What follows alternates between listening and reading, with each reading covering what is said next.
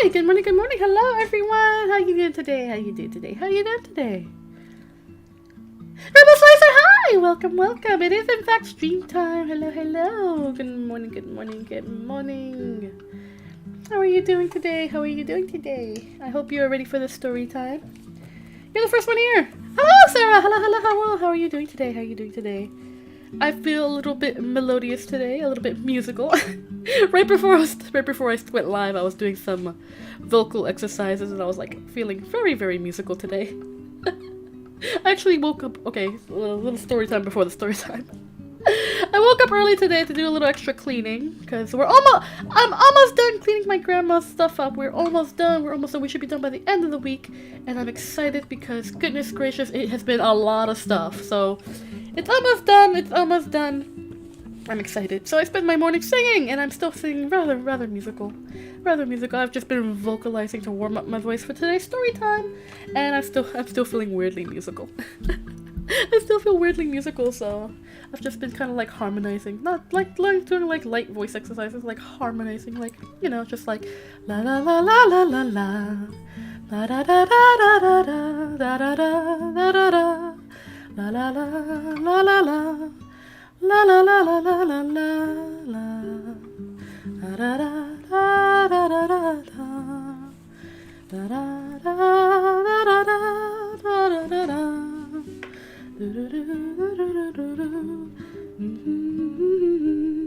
Some music of the musical nature.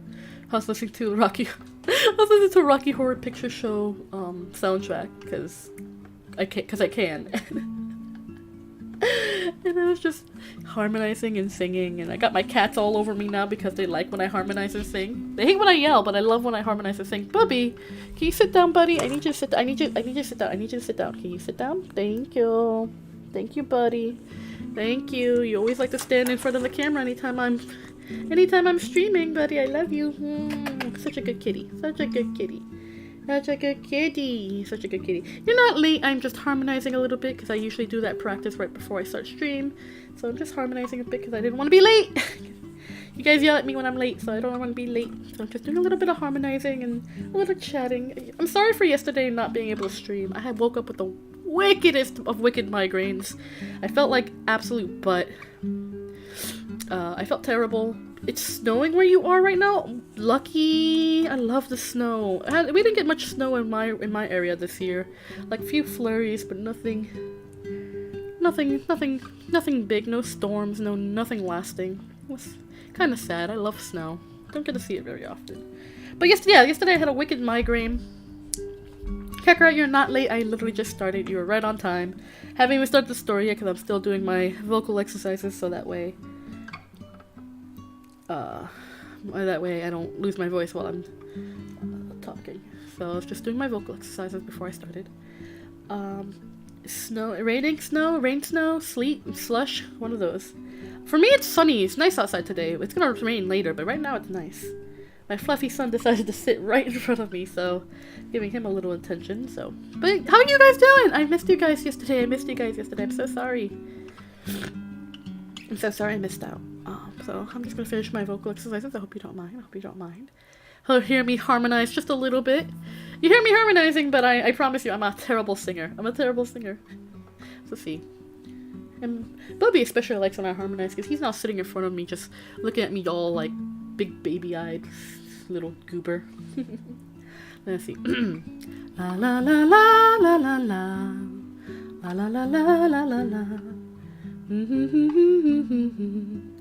La da da da da da da la da da da da da la da da la la la la la la la la la la la la la la la la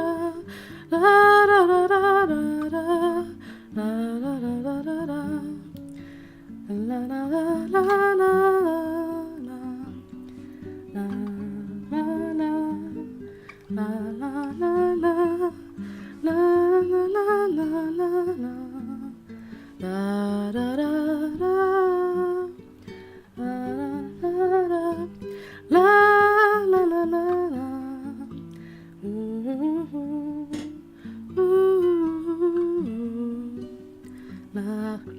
La la la. La la la. La la. Why are you looking at me like that? You should see how my cat's looking at me. He's like, what the hell, Mom? Yes, you do. I do this every morning. He gets so confused every morning. I do this, and he's like, "What are you? What are those sounds coming out of your face, Mom?" I wish you guys could see him. He's so cute. He's such a sweet baby boy. But buddy, I need my table. You're just he's just all sprawled out. He just does not care. Bubby, I need my table. He don't care. He don't care. He does not care. He just zero fluffs given. That boy, zero fluffs given. Hold on. What the heck? Why is that still there? Hold on. Wait, nobody. Don't step. Okay. Thank you. Don't step on the keyboard. Thank you. He almost knocked out the whole setting. Good morning, Jack. Good morning. Just doing a little vocal exercise. I usually do like 5-10 minutes of vocal exercises before I start stream, so just give me a bit. I'm not at this point. I'm just doing it to tease my cat because he's just looking at me like, "What the heck, Mom?" La la la la la la la la la la la. Oh wait, buddy, wait! Don't go. He's like, "Stop, cut your shit, Mom." La la la la la la la la la la. He's like, "Yeah, no, I'm not taking this anymore." Okay.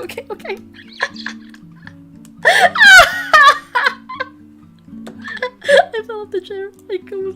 Okay. Are you back on Discord? I've been trying to. Discord's being funny.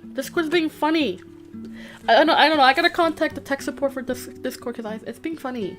I tried to add a couple of friends yesterday and I couldn't do it. For some reason it was blocking me to doing that, so I gotta do the tech support thing. I gotta do the weird tech support thing. Be patient, I promise. It's just the tech support thing. The cat, Nani, the hell, Mom, what are you doing? I do this every morning. And he's just like, looks at me like so confused, like this is a new phenomenon. Like, you would think he'd get used to it after almost a year of doing this, but no. I know, I'm not a great singer, so that probably sounds so weird for you guys to hear. I feel musical today, honestly. I wish I would do a karaoke stream today if I could, but I'm not going to because I am actually a very, very terrible singer. I'm a very terrible singer. I'm an awful singer. I cannot sing. I cannot sing for the life of me. The cat just every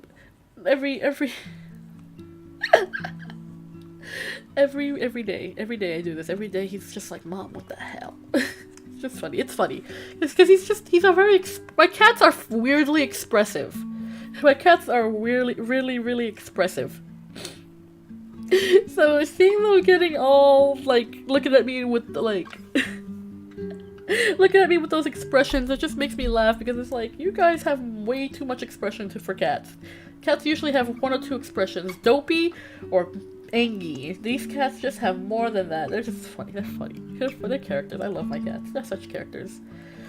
Oh my god, I would love to hear me sing. You would love to hear me sing? Should I sing a song real quick?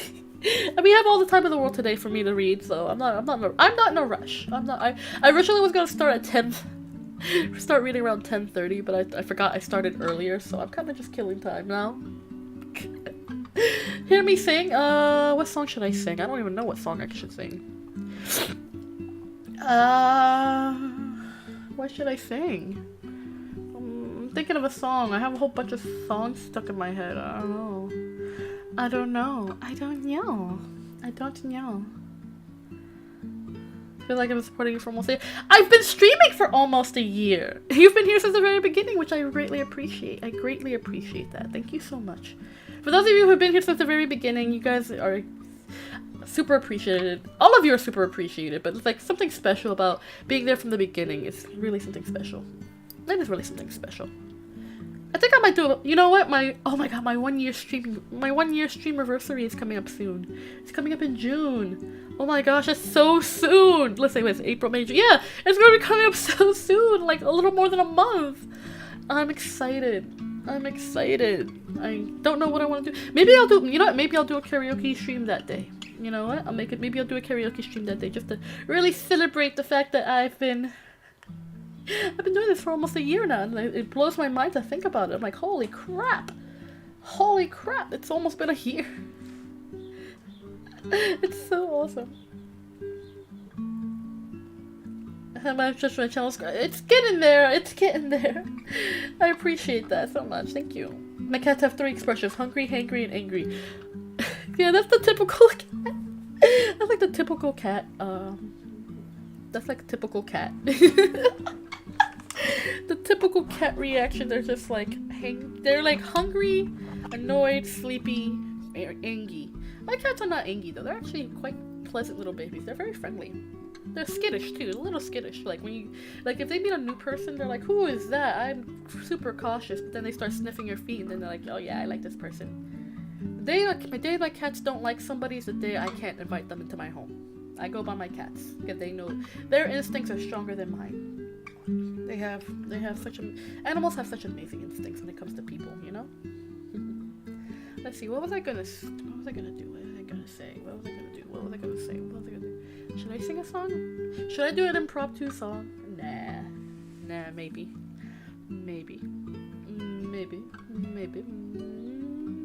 Probably not. Probably not. I'm a terrible singer. So yeah, I was listening to a Rocky Horror Picture Show this morning while I was cleaning. Mostly laundry. It was mostly laundry. I had to put away my laundry. I hate... Does anyone else hate folding their laundry? Like, I hate folding my laundry. I have no problem washing my clothes and drying them, whatever. I just really hate folding my laundry. I hate it. Like, if it was up to me, I'd just shove everything into a drawer and that's it. But no, it bothers me when I do that too. So, like, I have to fold my clothes because if I don't, it bothers me. But I don't want to fold my clothes because that bothers me, you know? I hate folding my clothes. But, you know, I think I did a good job this morning, folding my clothes, putting them away. I gotta do a lot of dusting and stuff because getting rid of a lot of my granny stuff it's been very, very, very stressful. It's been 3 weeks. It's so much stuff. It's just so much stuff. Parents got a surprise relative visit. Oh, it's alright. Just come back and visit the VOD afterwards so you don't miss anything. But I appreciate that you were here. Kakura, thank you for being here. I hope your visit goes well, and I hope you have a good time. Let's see.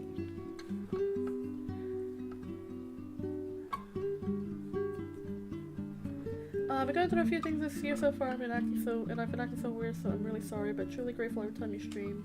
Seeing you project positive energy to this is amazing. I try. Listen, I want this. Anytime I stream, I want it to be a safe space. Okay. If you're having a bad day, I'm sorry, but you know, I want you to come here and just feel relaxed or feel happy, you know? I want this to be a safe space where you can just forget about all the butt stuff that life throws at you, you know? All the worst things that life can throw at you, you know? I want this to be a place where you can be like, I'm taking a break from all that. Whether it be a mental break, an emotional break. Just give yourself a break, you know? And I'm happy that I can help be that break for some people. I know, I don't need to know the life story to know that life sucks, you know? And, you know, I'm not a therapist or anything. I've just lived long enough to know that life sucks sometimes, you know? And, you know, it's tough, you know? And I want you guys to know, even though you're going through the shit right now, you're not alone, because everyone goes through the shit. And whatever your particular shit may be, just know that it doesn't last forever, you know? You can't be rainy all the time.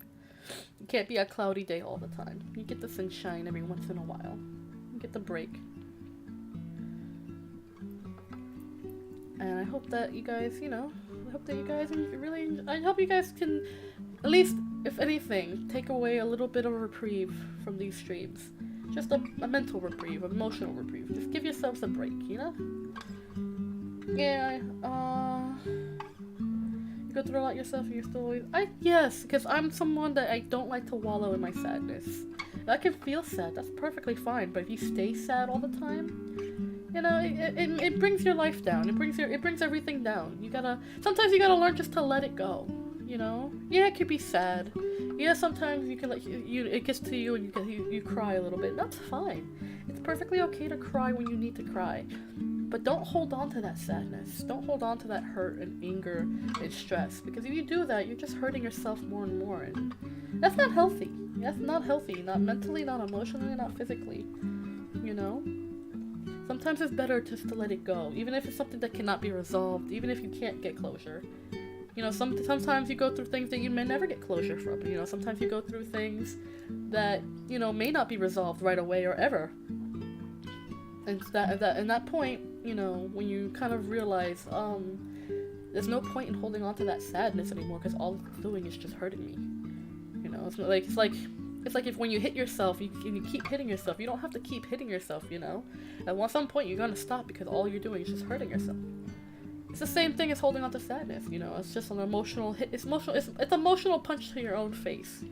You know, at some point you gotta stop punching yourself in your face because it's gonna hurt. It's gonna keep hurting. And if you want the hurt to stop, you gotta stop punching yourself in the face. And that's how I think about it when I think about being sad. It's like, when you hold on to that sadness, you know, all you're doing is just hurting yourself. So, you know, let it go. It's easier said than done. Believe me, I've been through all the worst. I've been through a lot of bad things myself in life, but sometimes it's just better to say, you know what, it happened. It may happen again, but I'm strong enough to know that I can let it go.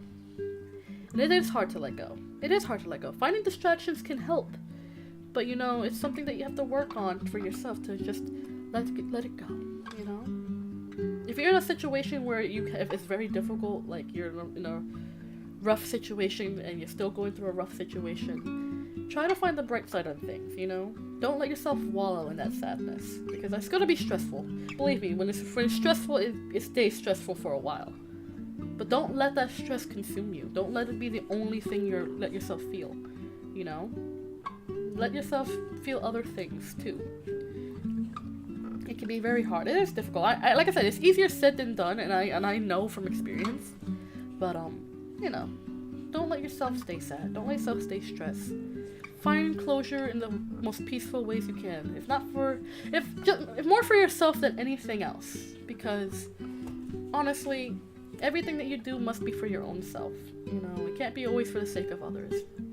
You know, you gotta do it for you too. So, make sure you find that closure. Make sure you find that de-stress. Make sure you let it all go. Let it all go and find your own peace. Because, you know, life is too short. Life is funny and life is short, and you shouldn't spend your life always feeling sad or stressed. You know, you gotta find a way to let it go. It is hard to do such things, but once you do, you'll find yourself in a place of peace that you'll want to hold on to. You know, and when you learn how to let things go, it becomes a lot easier to do so in the future. You know, it is difficult. It is hard.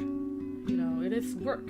You know, you'll go through the shit mentally and emotionally. You'll go through it, you know, you'll cry, you'll scream, you'll have tantrums, you know. That's normal. It's a part of the process of learning to let things go. Learning to give yourself closure when no one else and nothing else can. Because I've been through situations where I know I'll never get closure. You know? And I've accepted that. I may never get an answer to the pains I've been given. I may never get those apologies that I so wish that I could get in life. And that's okay. I learned to let that go. It is hard. Oh, believe me, it is hard. But once you're able to say, you know what? I'm tired of letting this hurt me. I'm tired of letting this cause me pain. You find a euphoric kind of peace within yourself. When you truly let that go and truly say, fuck it, I don't want this anymore, I don't want to deal with this anymore, I will not deal with this anymore, I need to go forward. And you do. And it does get hard. Sometimes your mind can wander back to it. But knowing that you can get past it is the most euphoric feeling. And I wish for everyone who goes through the hard times, who struggles with the stress of life, and struggles with the hardships, you know, the hurts and everything. I hope that you all are able to find it within you to be like, fuck it, I don't want to deal with this anymore. I'm not letting this hurt me anymore. And just move forward. You know? It really is basically just saying, fuck it. Just move forward, you know? You know? Just it's like giving up on the pain in order to keep being peaceful and keep going forward. Having someone like you, I'm glad I can give you that support. It's David Bowie Wednesday. It is! It was supposed to be David Bowie Tuesday, but I had a massive migraine in that morning. I felt sick. I get chronic migraines. I got chronic everything. Chronic pain, chronic migraines, chronic stomach problems. I'm a physical mess. But you know, I power through it. I have to, because you know, like I said, life is too short to let yourself wallow in shit. And I won't let myself wallow in shit, whether it's my own pains or my own miseries. Fuck 'em. Fuck 'em. Oh my god, it's the Brit guy. It's the Brit guy whom I love so much to see.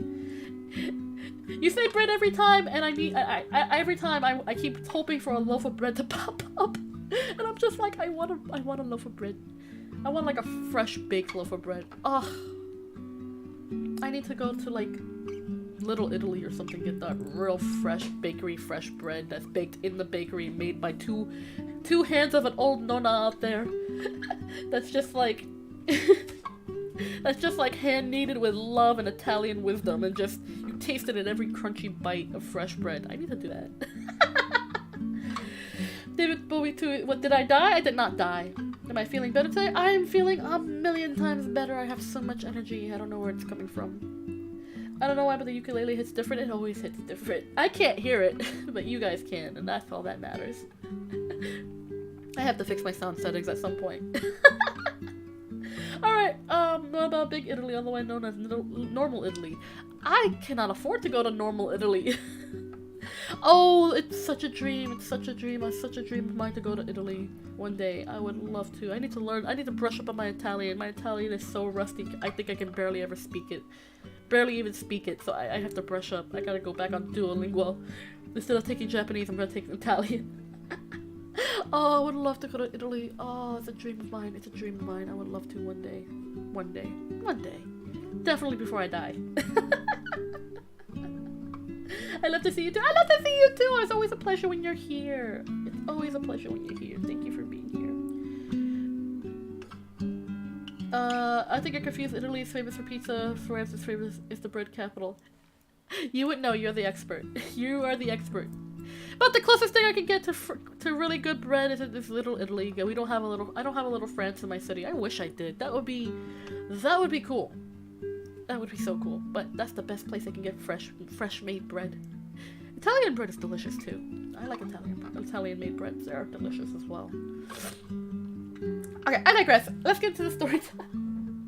How long have I been babbling? I've been babbling for 25 minutes. You guys should have stopped me to read the story.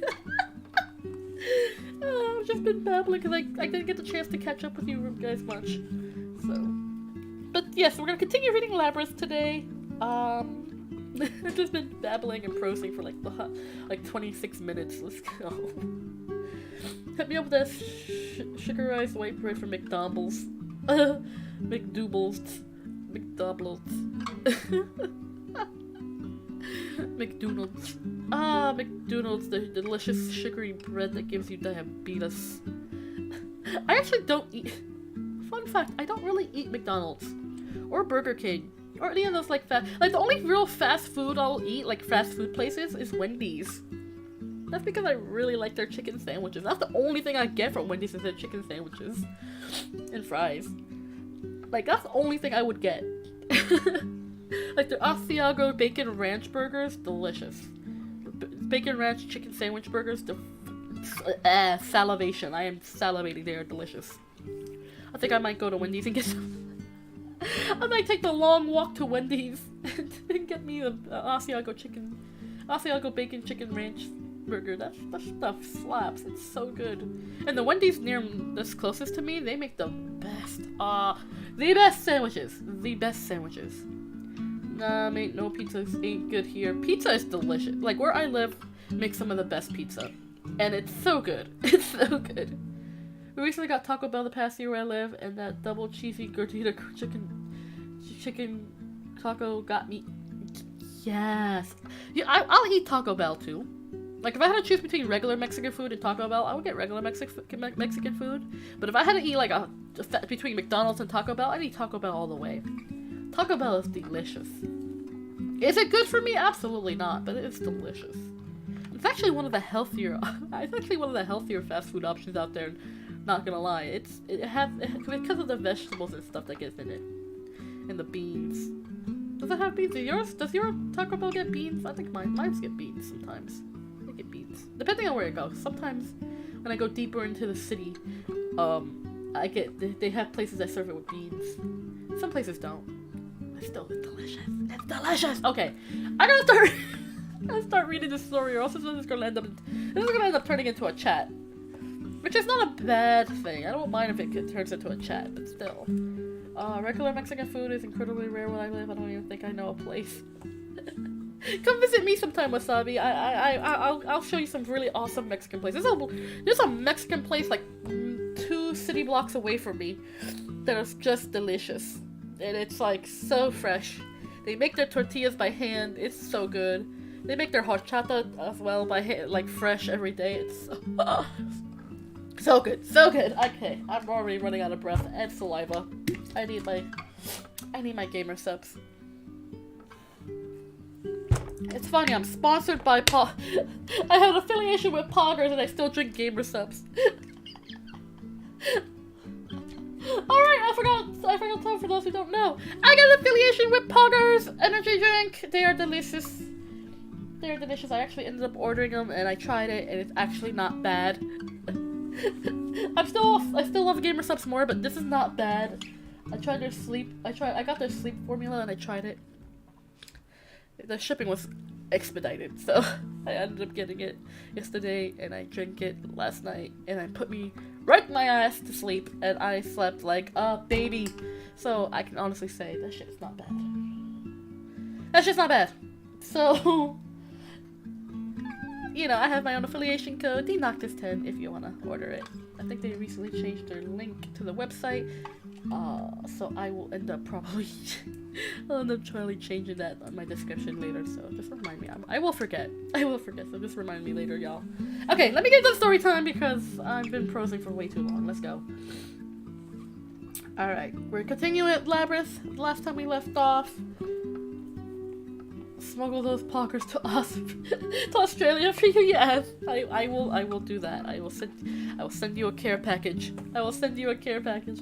You'll get a mysterious care package, and then in the mail, it won't be labeled. It'll just say poggers, and there you go. You'll get that mysterious unlabeled package in your mailbox. And all this inside is poggers. You'll know it's from me. Anywho, okay, let's get back into it. Last time we left off. Oh god. Last time we left off, Sarah got to meet Ludo. Jareth gave Hoggle the poisoned peach to give to Sarah. And Hoggle saved Sarah from the Fireys! Because the Fireys are little assholes and they want to take off Sarah's head. So, you know, one full mysterious pogger powder, just one brick. Yes, it'll just be a solid brick-sized package, and all inside of it is loose powdered poggers with a note that says "enjoy" and my initials. That sounds so illegal. I should not even joke about that. Oh, and Wasabi, I didn't get the chance to thank you last time. Thank you for your dono last time. It didn't pop up for me. I didn't see it until last minute, so I wanted to tell you I appreciate you and thank you so much. You didn't have to, friend, but I really appreciate you.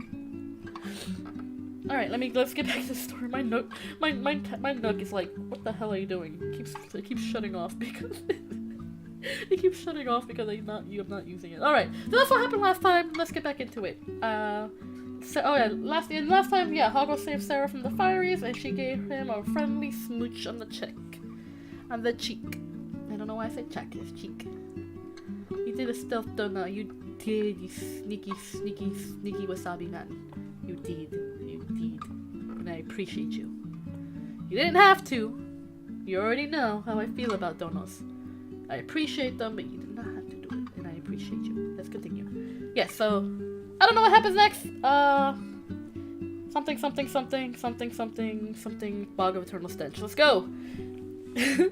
Chapter 12. And no birds sing. The paving stones on which they were standing flipped open like a trapdoor, and precipitated them into a dark chute. They skidded helplessly down it. To have gone this far had required Sarah to be persistent in threading her way through the mazes and in resolving paradoxes. That was nothing. Hoggle would have told her, had he not been skating down the chute on his back, waving his arms and legs in the air like an unhinged woodlouse. Jareth was the king of the castle, and he would tolerate no display of emotion here, no gesture of friendship or sentimentality. With her kiss, Sarah had fulfilled Jareth's menacing promise to Hoggle, that Hoggle would become prince of the land of Stench. Everyone in Jareth's realm was an island.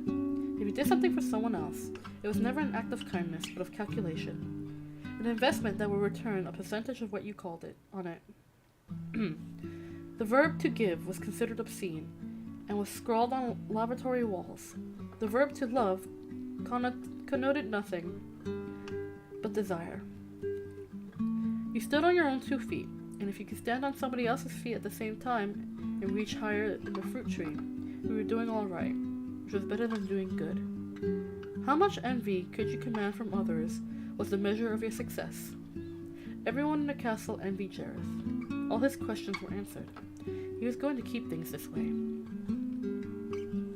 The chute skidded them down to a sort of vent, and they tumbled out of it onto a narrow ledge, about halfway up an immense inside face of a great goblin wall. Hoggle came out first, landing sideways, and as a result, he rolled over the edge. Sarah, arriving just behind him, luckily landed on her feet. Thrown forward on her hands and knees, she was able to grab Hoggle's hand before he dropped. Swinging dizzily above the sheer fall, Hoggle squealed for a moment. Then he stopped. A more potent emotion than fear was working him, particularly on his bulbous nose. He wrinkled it. Then he shut his eyes and said with a puckered mouth, "Ugh!" Swinging, what? Ew. Wait. I lost my place. Sarah's reaction was similar. In spite of their precarious perch, all her attention was concentrated on her sense of smell. Nothing like it had ever assailed her. Nothing had even suggested that such a stink could be generated within the universe. Ugh, Hoggle groaned. Ugh. What is it? Sarah asked, agonized. The face that Hoggle turned back up to Sarah was haggard. It's the bog of he swallowed. Of the eternal stench. She remembered Jareth's threat to Hoggle, that in that terrible passageway, and Hoggle's explanation to her later on, that should one drop of that quagmire ever stain you, it could never be washed away, nor would the stink ever abate. At the time she had not taken it seriously. She did now. Ugh, she moaned. I've never smelled anything. It's like, ugh. Doesn't matter what it's like, Hoggle told her sharply. It is the bog of eternal stench. And in quite a small voice, so that he did not have to inhale deeply, he added, Help. She recalled that she was holding Hoggle up. Straining her knees, she managed to haul him alongside her, as he had recently hauled her on the rope. Far below them, at the foot of the wall, was a vast mire. It was darkish khaki in color. All across its surface, bubbles of fetid air, having forced their way up through the viscous sludge, was gently popping. As they popped, they cast a little spray of filth in a ring around them, and it took several minutes for the droplets to settle back again. The noise was indescribably disgusting. The seldom adjective borborgimus was inadequate. Other commentators have been driven to coinage evisceral after finding that glaringly or mucilagynous did not arouse in their reader anything like the appropriate degree of revulsion. But if it's scarcely possible to describe the noise, what hope is there of finding any dictionary and adjective for the smell? One writer tackled the problem thus. If you call to mind the 3 worst stinks that have ever molested you, sensitive nostrils reader, imagine them to raise the power of 7, then intensively distill into a small but continuous powerful pump held an inch away from your face and driven by a fan. You ought not to have reached the end of the sentence for the tears in your eyes. Such is the inequity of that odor. Big words, holy crap. Okay. The ledge on which Sarah and Hoggle were standing was narrow, but the pathway it offered in either direction along the wall was narrower yet. Not only that, Sarah could see that many stones in the ledge were insecure. Just balanced on each other, the mortar perished. The thought of going 10 steps along it was frightening, let alone going however far around the wall it ran before it offered some escape. She could not see the end of it in either direction. Very probably it would have no end at all, but just bring you back here again. Not that you would have the slightest hope of getting that far before it crumbled beneath you. Even as Sarah and Hoggle stood wondering which way to try, some small stones under their feet broke off and went cascading down into the mire far below.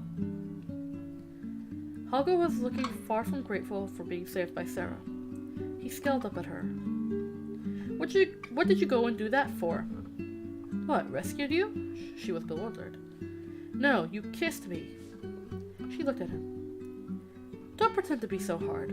You came back to help me. Don't deny it. You are my friend. He blew out his cheeks. Did not, am not. I just come to get my property back that you filched from me. He reached down and took a hold of Peach. And to give me what? Hoggle shifted his weight onto his other foot nervously. It was enough. The stone on which he was standing gave way and fell. Others beside it, which had been supported by it, followed. Then the entire section of the ledge broke off, and Hoggle went down with it, snatching uselessly at a piece of rock that came away in his hands. Too late, Sarah tried to grab him. Off balance, she teetered momentarily on one sagging stone, then plummeted after him. She landed on something that felt like a big furry cushion. It was Ludo. Hoggle, having rolled down Ludo's back, was now trapped beneath his great bulk, bellowing in terror. Sarah gasped. Ludo! Ludo put his head back and howled. Smell! He was crouched on a little shoal beside the bog, which had been imperceptible from the height of the ledge. From only a few feet away, the stench of the putrid morass was cubed in intensity. Sarah put her hands over her face. Oh! Ugh! Hoggle was struggling to get from under Ludo. Help! He shouted, in spite of the intake of foul air that shouting entailed. Let me out! Sarah could not see where Hoggle was trapped. She assumed he was just frightened. She reassured him. It's alright, Hoggle. He's our friend too. This is Ludo. Smell! Ludo wailed. Sarah found that it helped as she pinched her nose tightly and used only the corner of her mouth to breathe and speak. You can put me down now, Ludo, she said gratefully. He complied with a gentle care remarkable in such a large body. Then Sarah saw Hoggle's plight. Ludo, she said, let him get up. It's Hoggle. Crawling out, Hoggle at once resumed his testy tone. What do you mean he's your friend? I'm your friend. You're both my friends, said Sarah. I need you. Not as much as I need me, Hoggle answered, shuddering at the lake of muck. You're impossible, Sarah muttered from the side of her mouth. No, I'm not. I'm just as possible as you are. More possible, if truth be told. Sarah shrugged. She turned to Ludo, wanting to know how he had reached here from the forest of bone. But Ludo had been using his eyes while the other two were bickering, and now he pointed. They looked and saw a rustic bridge. It ran from a point farther along the shoal they were standing on, across a narrow neck of the bog, where a few sick-looking trees grew out of the mire, and finished on the opposite shore. Beyond it stretched the forest. More forest. Sarah shook her head resignedly. Well, whatever perils or paradox that forest may hold, it offered more chance of traveling onto the castle than they had on this side, with the vast cliff and the great goblin wall behind them, and the bog a few yards in front of them, bubbling and fermenting. "Come on," she said, and led the way. "Let's get across quickly." The three of them picked their way along the narrow shoal. The stones and pebbles were loose beneath their feet, and an incautious step could skid them into the loathsome mire. Excuse me. With Sarah in the lead, they approached the bridge. The sticks of wood of which it was constructed were pretty much the same color as the bog, as though they had been impregnated by it. The very air seemed tinted and heavy with the odor. The bridge stood on piers of stone. They were only a few steps away from the nearest pier when a belligerent little figure came running out from behind it and confronted them. "Stop!" he said, with an air of authority, as though there were nothing more than needed to be said. He was courtly in appearance, wearing a smart jerkin cut in military style, and a cap with a plume on it. His mustache was white and aristocratically long. His legs, though thin, were held still and apart. A bushy tail arose proudly from beneath his jerkin. His right hand held a staff.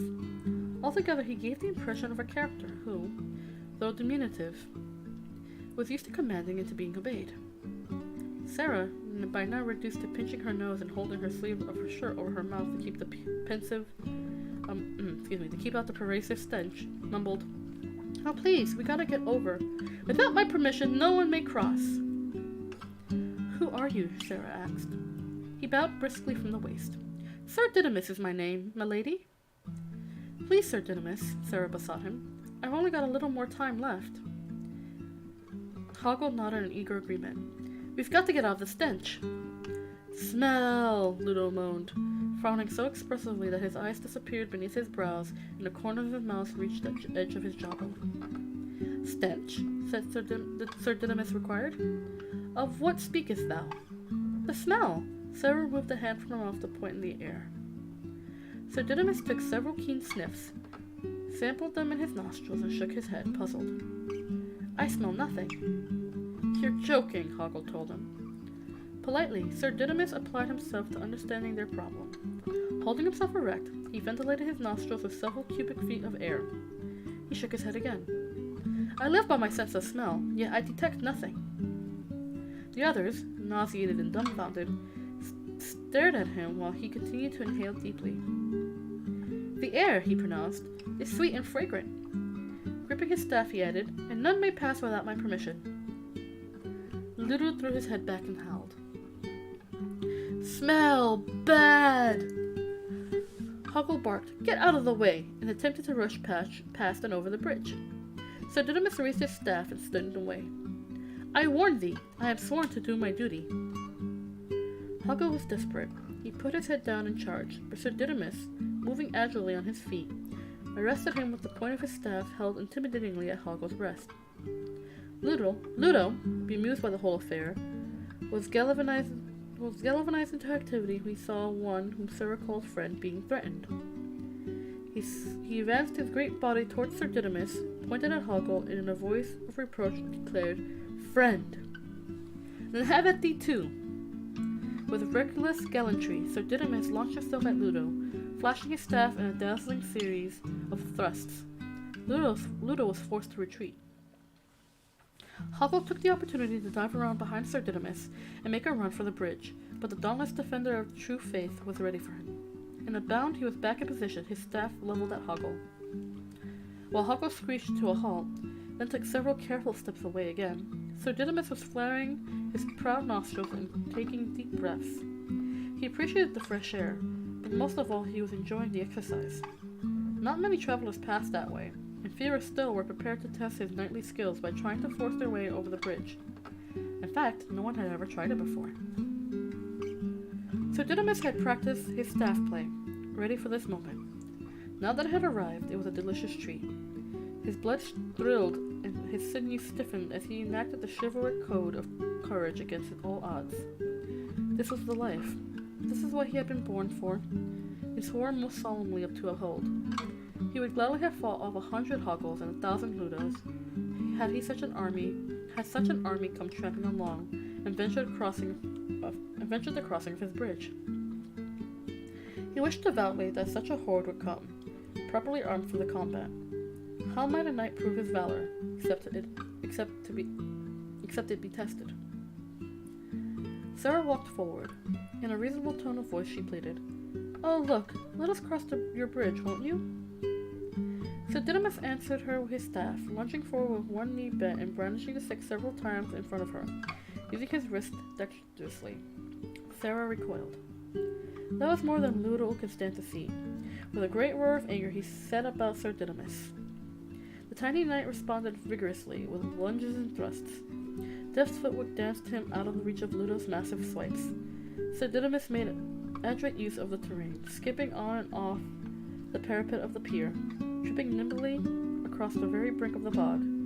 As for Ludo, he had no finesse, but his ire and the strength of his bulk kept him shuffling after his adversary, ignoring the bruises that were inflicted upon him. Had just one of Ludo's blows landed, it would have been enough to knock Sir Didymus clean over the bog.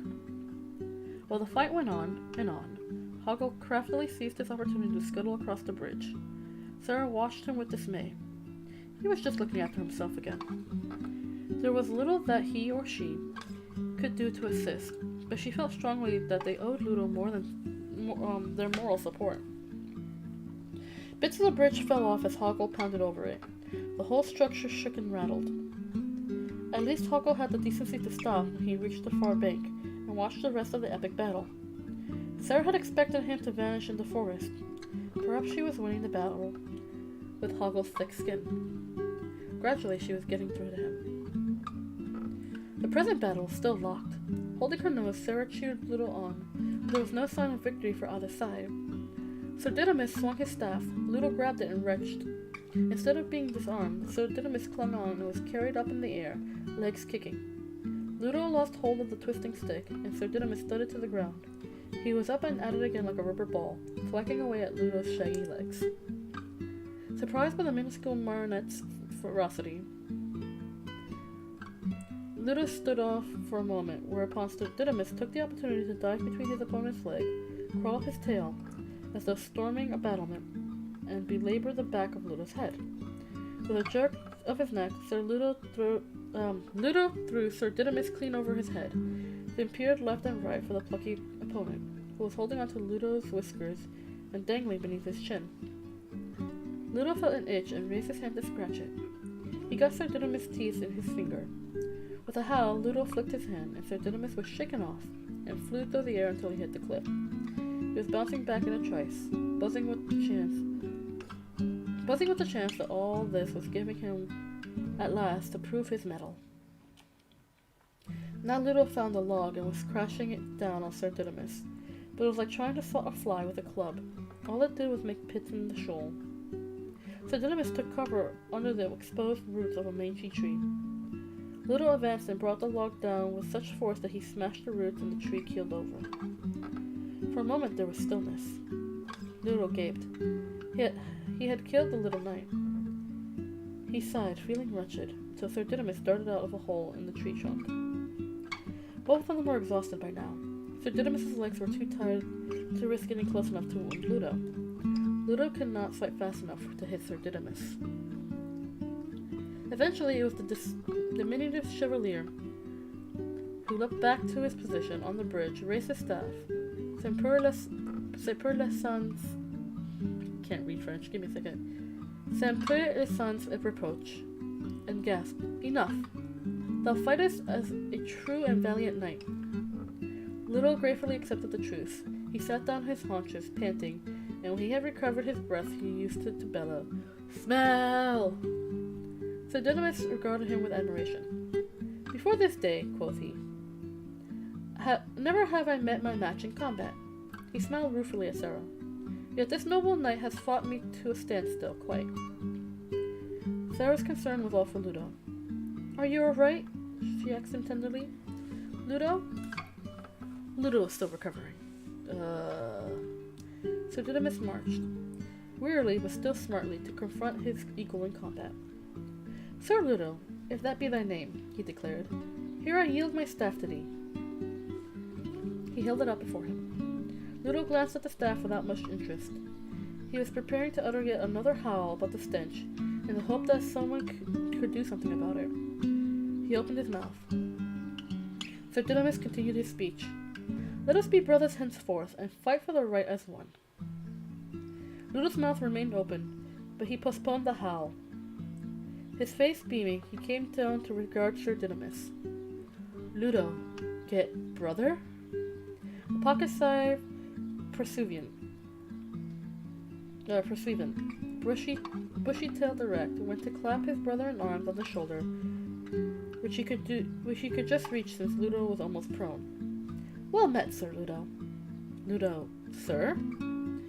Sarah thought she would soon die if she had to go on breathing all this fetid air. She was trying not to breathe at all. Seeing that the two noble knights had apparently reached a satisfactory agreement, she said, Good, come on then.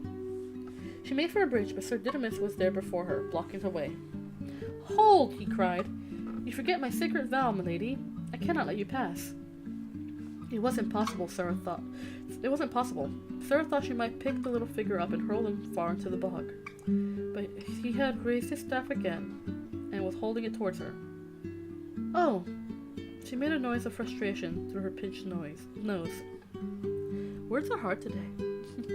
Through her pinched nose. You said Ludo was your brother. Surely in that case.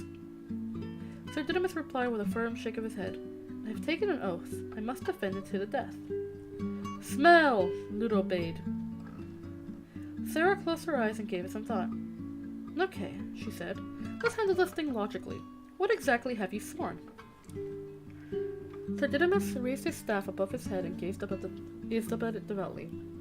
With my lifeblood I have sworn that none shall pass this way without my permission. Sarah nodded. Ah, she said, and considered the point. Then, she asked slowly, may we have your permission?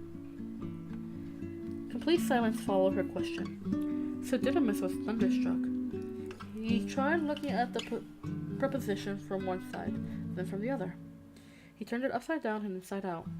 He went away from it and came back to take a fresh look at it. No matter how he tried it, he could see no flaw in what Sarah had suggested. Finally, he shrugged, drew himself up straight, looked from Sarah's face to Ludo's and back again, and delivered his considered conclusion. Yes. Good, Sarah said, trying not to breathe deeply with relief. Shall we go? She gestured past Sir Didymus to the bridge. At the far side of it, she could see Hoggle still waiting. Sir Didymus executed a gallant bow and offered her the bridge with a flourish of his hand. Milady. Well, thank you, noble sir, Sarah said, and stepped onto the rickety bridge. Chapter 13. Once Bitten. Hold on.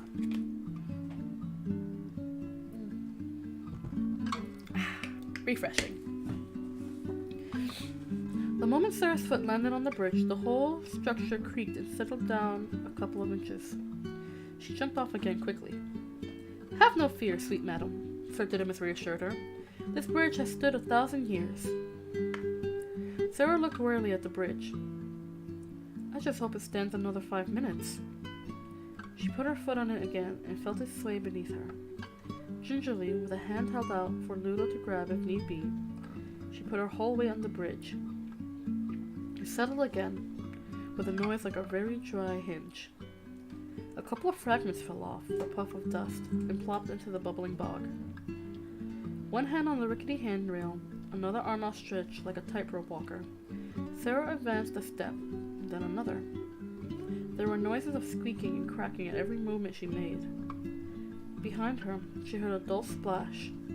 The stone in the pier, loosened by her weight, had fallen. She felt the plank beneath her feet give another inch. The only thing that made her go on was the certainty that she had no alternative. Sir Didymus, in contrast, had no qualms. He was giving no more thought to the bridge. In fact, his brain was glowing with the prospect of, at last, submitting himself to the supreme test of the chivalric code, a quest. He had no idea what these people's purpose was, but it was clear that they must have one from the sense of urgency that his trained eye had detected in the damsel. It was, moreover, a purpose of such high import that her courtiers were willing to engage in unarmed combat with a warrior such as himself in order to achieve it. His skin tingled and his eyes flashed as he turned to Ludo and said, Since thou art my brother, I will come with thee wherever thy quest. Lead on. With a little bow and a flourish of his hand, he invited Ludo to follow Sarah across the bridge. Ludo shook his head.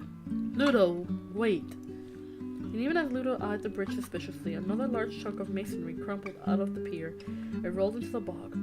The bridge suddenly sagged and swayed. Sarah grabbed hold of the handrail with both hands.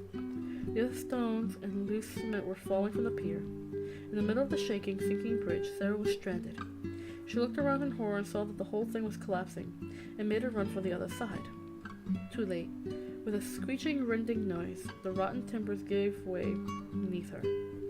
The vile muck bubbled up over the edges of the planks in front of her. Sarah leapt for the overhanging branch of the ailing, leafless tree beside the bridge and managed to get both hands onto it. Swinging there, looking down at the crust of scum bubbling beneath her feet, and at the remains of the bridge floating on the bog, she moaned at the thought of being stained and stinking forever. With each swing, she heard the branch tearing away from its trunk. "Help!" she cried pitifully. "Ludo! Hoggle! Sir Didymus! Help! Do something!" Sir Didymus was transfixed. His bridge had been erased from the landscape. It took him a little time to accustom himself to the new view, and a little more to accept that the role he had always played so devoutly had now been abolished. Then he remembered that he had just dedicated himself to these people's quest. "Fear not, fair maiden," he called to Sarah. "I will rescue thee." He looked around giddily for the means. "Somehow," he called encouragingly. Sarah, feet swinging, heard the branch splitting, gurgled, "Help!" Sir Didymus held his staff out towards Sarah. It bridged about 1/13 of the gap between them. "Here!" he shouted. Hoggle, on the farthest bank, just closed his eyes. Ludo sat back on his haunches, threw back his head, opened his huge mouth, and howled 10 times more loudly than he had when the goblins had been tormenting him. Sir Didymus gaped around at the amazing noise. "By the saints in their stockings!" he exclaimed. "Can I believe my ears?" Sarah felt the branch starting to lower her and screamed, but none of the others could hear her above Ludo's earth-shaking roar. Sir Didymus was shocked. "Sir Ludo, my brother," he said reproachfully, "art thou the manly knight I fought even now? Canst thou sit by and do nothing more than howl when yon damsel stands in need of our most gallant assistance?" "Ha!" Ludo continued. Sarah's feet were now wriggling only inches above the khaki-colored slime. She bent her knees to postpone the dreadful moment of contact, but she could feel that the branch was tearing its last fibers. From the far side of the bog, a rumbling noise could be heard, growing louder as it approached. A huge rock was rolling itself across the ground. Hoggle, hearing the noise behind him, had to jump out of the way. The boulders were past him, slipping itself gently into the bog, and came to rest, breaking the surface immediately under Sarah's feet. As it arrived there, the branch cracked off the tree. Sarah landed on the dry rock, curled up and crumpled. She lay there sobbing with relief, but nearly asphyxiated by the stench a few inches from her nose. Ludo's howling had not been a cry of useless dismay. The stones of the earth had saved him not long since, when Sarah's aim at the tormented goblins' helms had proved so accurate. Now he was summoning them again. Sir Didymus was open-mouthed. He kept turning his head, looking from the boulder to Ludo and back again, unable to decide which element of the miracle more deserved his attention, cause or effect, brother or rock. Ludo was not done. He tilted his head back. His head was still back, and he sustained his howling. This time he was answered by rocks dwelling beneath the mire. One by one they came to the surface, shedding slime as though it were egg white. They stood themselves side by side, until they had created a perfectly flat causeway stretching from Sarah's rock to either side of the bog. Sarah stood up. She gazed at Ludo and shook her head in wonder. Then she smiled, gratefully blew him a kiss, and ran across the causeway to the far shore where Hoggle held out a hand to help her onto the dry ground. "Oh!" Sir Didymus sighed in a low, respectful voice, and looked ardently at this most potent knight, the flower of chivalry, his brother. In almost a whisper he asked, "Canst thou summon up the very rocks, Sir Ludo?" "Rocks! Friends!" Ludo stood up and charged joyfully across the causeway to rejoin Sarah. Sir Ludo, Sir Didymus called after him. Wait for me. He did not want to lose his noble company. He looked around and barked out, Ambrosius, my noble steed! From behind a tree, a woolly old English sheepdog poked his nose warily out. When he saw that it was safe, he trotted obediently up to his master, panting in anticipation. Sarah, waiting on the far side of the bog, was incredulous when she saw Ambrosius. He was the identical twin of Merlin, who, she thought glumly, was probably still confined in the garage. That's your steed? She called to Sir Didymus. Indeed it is, Sir Didymus called back, mounting up, and no knight has one better. Fleet and sure-foot in battle, loyal and obedient in peaceful times. He's a flawless mount, except when he sees a cat. He squeezed Ambrosius' ribs with his heels. Onward, he commanded. Ambrosius carried him at a trot over the causeway. There Sir Didymus dismounted and led his steed, walking beside Sarah and Ludo. The valiant knight was agog to hear how perilous their quest was to be, but he contained his impatience like the perfect gentleman that he was. Sarah looked around for Hoggle. The dwarf was still hanging around the edge of the bog. Could he have gone to like it there?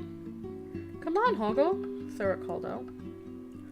Hoggle was facilitating in a hogglish dilemma. His hand was in that pouch that hung from his belt, fingering the peach. If he gave it to Sarah, he would be betraying his heart.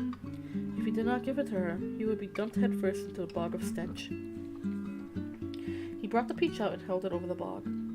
He had not quite reached his decision yet, but he reckoned it would be wise to be prepared to act instantly once he had, with no time to change his mind. The peach might even slip accidentally from his fingers and relieve him the responsibility of making the choice. He was still holding the peach over the fetid scum when he heard the voice in the air above his head. I wouldn't do that if I were you, it said. Hoggle was so startled that he almost dropped the peach, but his fingers tightened around it. He closed his eyes in anguish. Jareth, wherever he was watching him. Please, Hoggle whispered. I can't give it to her. He felt his feet sliding He felt his feet sliding towards the brink of the bog. No, Hoggle squealed. No. All right. He put the peach back in the pouch and walked miserably towards the others. Sir Didymus had been fretting at the delay. When he saw that Hoggle was following at last, he decided that the expedition needed brisker leadership.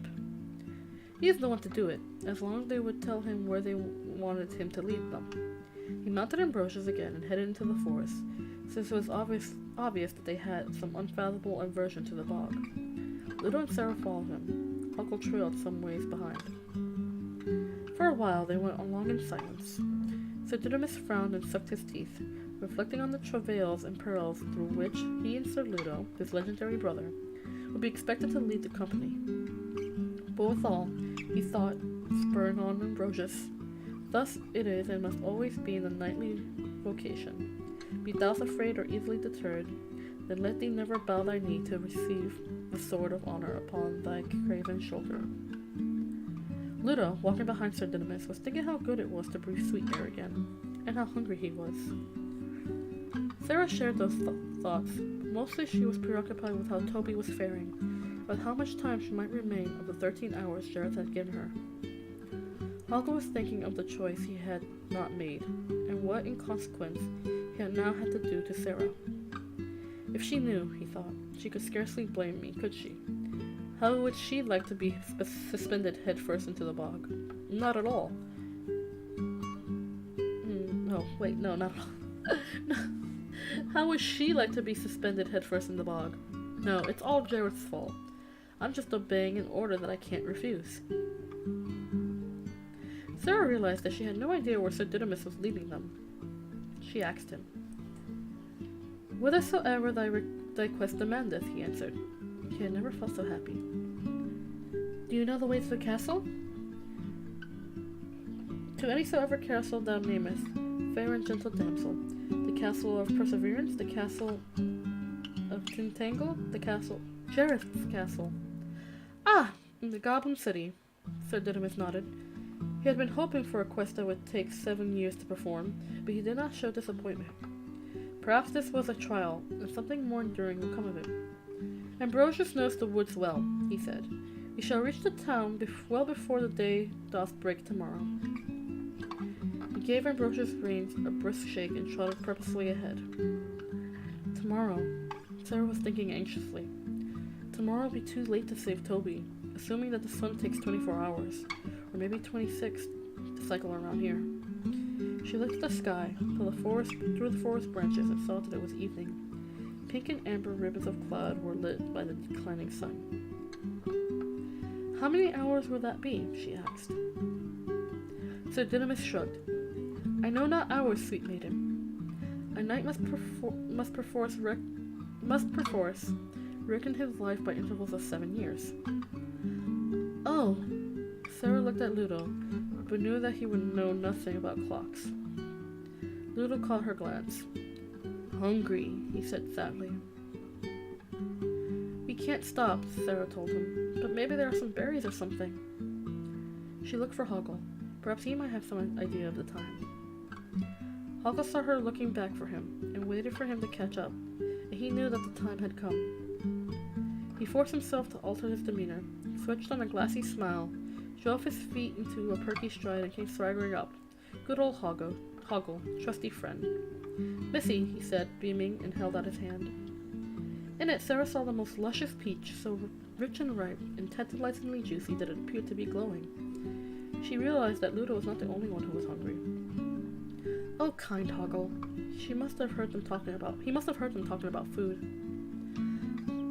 Rowan, hi! I'm so glad you're here. Hi, hello. Welcome to the story time. I hope you're enjoying.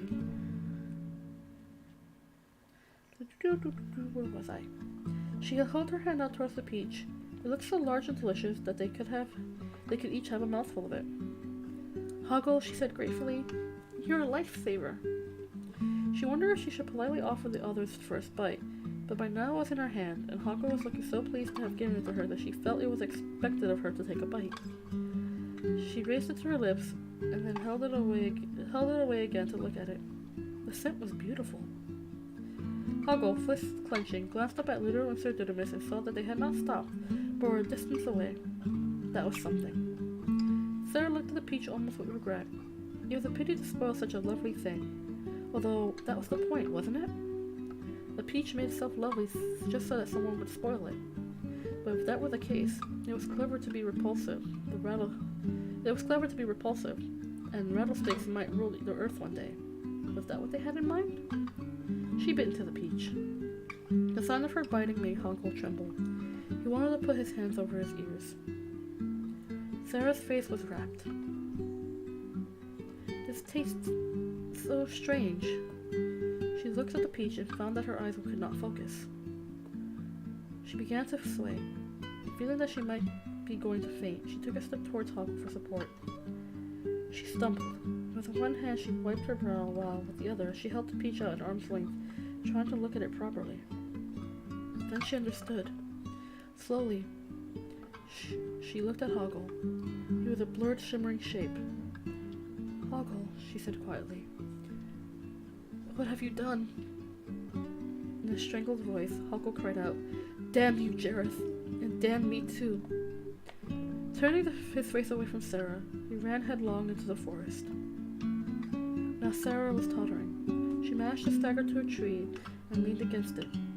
She had already forgotten Hoggle and Ludo and Sir Didymus and Toby, and where she was and why. All her thoughts were for Jareth, and her eyes were looking up at the sky. Everything's dancing, she whispered. Chapter 14. Oh, body sway to the music.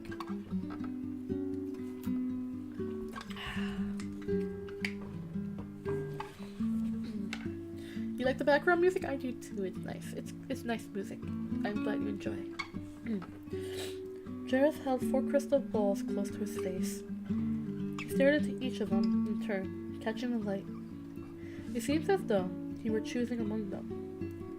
He took one of them and swirled it into the air. With a flick of his wrist, it floated away from him, becoming a bubble. Then it drifted through the open window beside which he was standing, and away through the darkened sky. The other three followed in turn, coldly beautiful bubbles floating through the dusk, turning and gleaming, mesmeric globes glowing in the dying light. Hold on. There we go.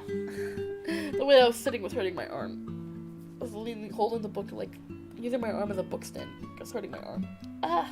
There we go. Got my actual stand here. Let's see. Sarah was still leaning limply against a tree, too dizzy to move, when the four bubbles approached her in the sky. She stared at them, entranced. She watched as the dazzling spheres floated towards her, slowly descending. They were dancing with the light, and she could hear music, an aching, haunting music, solemn like a pavane. Like a pavane. There we go. She was rapt, her lips parted in wonder. The bubbles were close enough now for her to see that within the first of them was the dancer from her music box, twirling pirouettes. In each of the other three bubbles was another dancer, moving with sinuous elegance. Sarah's body swayed hypnotically in time with the music. She was the music and the dance. She was inside the bubble, dancing, dressed in a ball gown. Enchanted and enchanting, she danced slowly across the sky, in company with the other dancers. A congregation of many bubbles crossed the night sky, each with a dancer within it. They were approaching one great bubble, as though attracted by some magnetic force. Beside the great bubble was a magnificent ballroom. Gerald was already dancing there. Sir Didymus and Ludo had come to the edge of the forest, and now they looked out across a bare, dry, cracked plain in the distant walls of the castle. Sir Didymus patted Ambrosius, who found the way. "Good work, old loyal steed," he told the dog. He half turned his head behind him with a trace of smugness. "Yonder lies the castle, my lady." He heard no answer and turned fully around to see where Sarah was. Ludo too turned around, a growl of suspicion in his throat. Together they stared back down the trail they had followed. Sarah had vanished. "My lady?" Sir Didymus was shouting. "My lady!" Above their heads a bubble floated past, moving in the direction of the castle. The ballroom had known opulence. Between glittering cornices were hung many long chandeliers, where the wax, dripping for 100 years, had formed stalactites. The silk covering the walls had faded in places worn threadbare. Bubbles decorated the room, and the whole of it was contained within the iridescent skin of one great bubble. The tall, gilt 13-hour clock stood in a corner. It was almost 12 o'clock. Sarah watched the dance, and the dancers watched her. From behind their masks, the men sported silken shirts open to the waist and tight velvet breeches. Some of them wore wide-brimmed, plumed hats. Others had capes or carried staffs. The women's gowns left their shoulders bare and dove low between their breasts. They had their hair coiffed high, and many wore long gloves. The dancers moved in a ring around the ballroom, with a kind of lethargic brilliance, as though the party had been going on all night. Men who were not dancing lounged idolantly against their columns, or in a cushioned pit in the center of the ballroom, in the company of women. Maids and footmen, with skin the color of old parchment, served them trays of fruit and refilled their goblets from decanters. And always the dancers were watching through the eye-holes of their cruel half-masks, from which snouts projected and horns sprouted above. Moving together or elegantly reclined, they watched Sarah, or watched each other watching, and beneath the masks the mouths smiled at each other like knives. Sarah's gown was silvery, the color of mother of pearl, with puffed short sleeves. Her eyes were wide. I skipped a whole line, excuse me. She had a pearl necklace on, and her hair was braided with more strings of pearls. Her eyes were wide. She was the picture of innocence in that setting, a picture that excited the dancers, who never took their mask eyes off her, while they moved with weary grace to the cadence of sinisterly beautiful tunes. She walked slowly around the room. Two gorgeously gowned women snickered behind their fans at her. Sarah paused behind the tall mirror and looked at her image. The people passing behind her in the mirror were watching her like ravishing birds of prey. The dancers swayed and swirled, and Sarah saw something in the mirror that made her gasp. She had caught the glimpse of Jareth, intertwined with a voluptuous woman dancing past. She whirled around, but he had vanished. She stood there, peering through the throng for him, so intently that she did not notice the young man leaning against the column beside her. He had his head held back and was staring brazenly at her. He relished her face, then her white shoulders, her breasts, hips, and legs, and moved closer to her. He murmured in her ear, You are remarkably beautiful, my girl."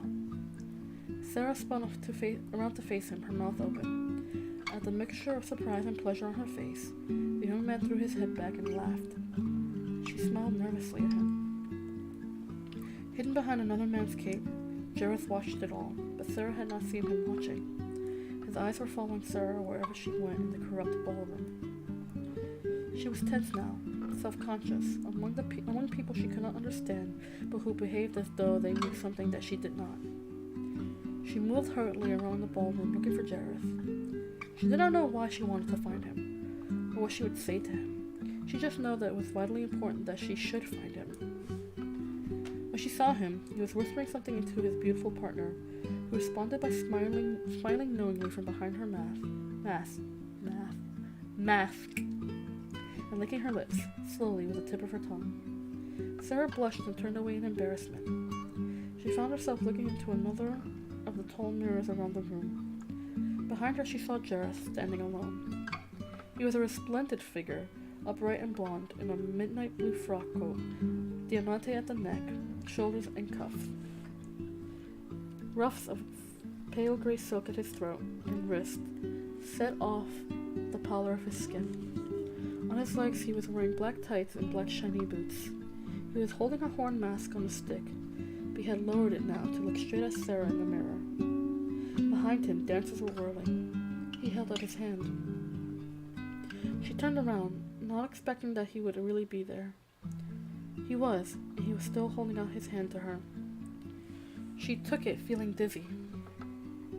Her dizziness ceased when she went spinning around the ballroom in Jareth's arms. She was the loveliest woman at the ball. She knew it from the way in which Jareth was smiling down at her. All his attention was on her. The touch of his hands on her body was thrilling. To dance with him seemed the easiest and most natural motion. When he told her that she was beautiful, she felt confused.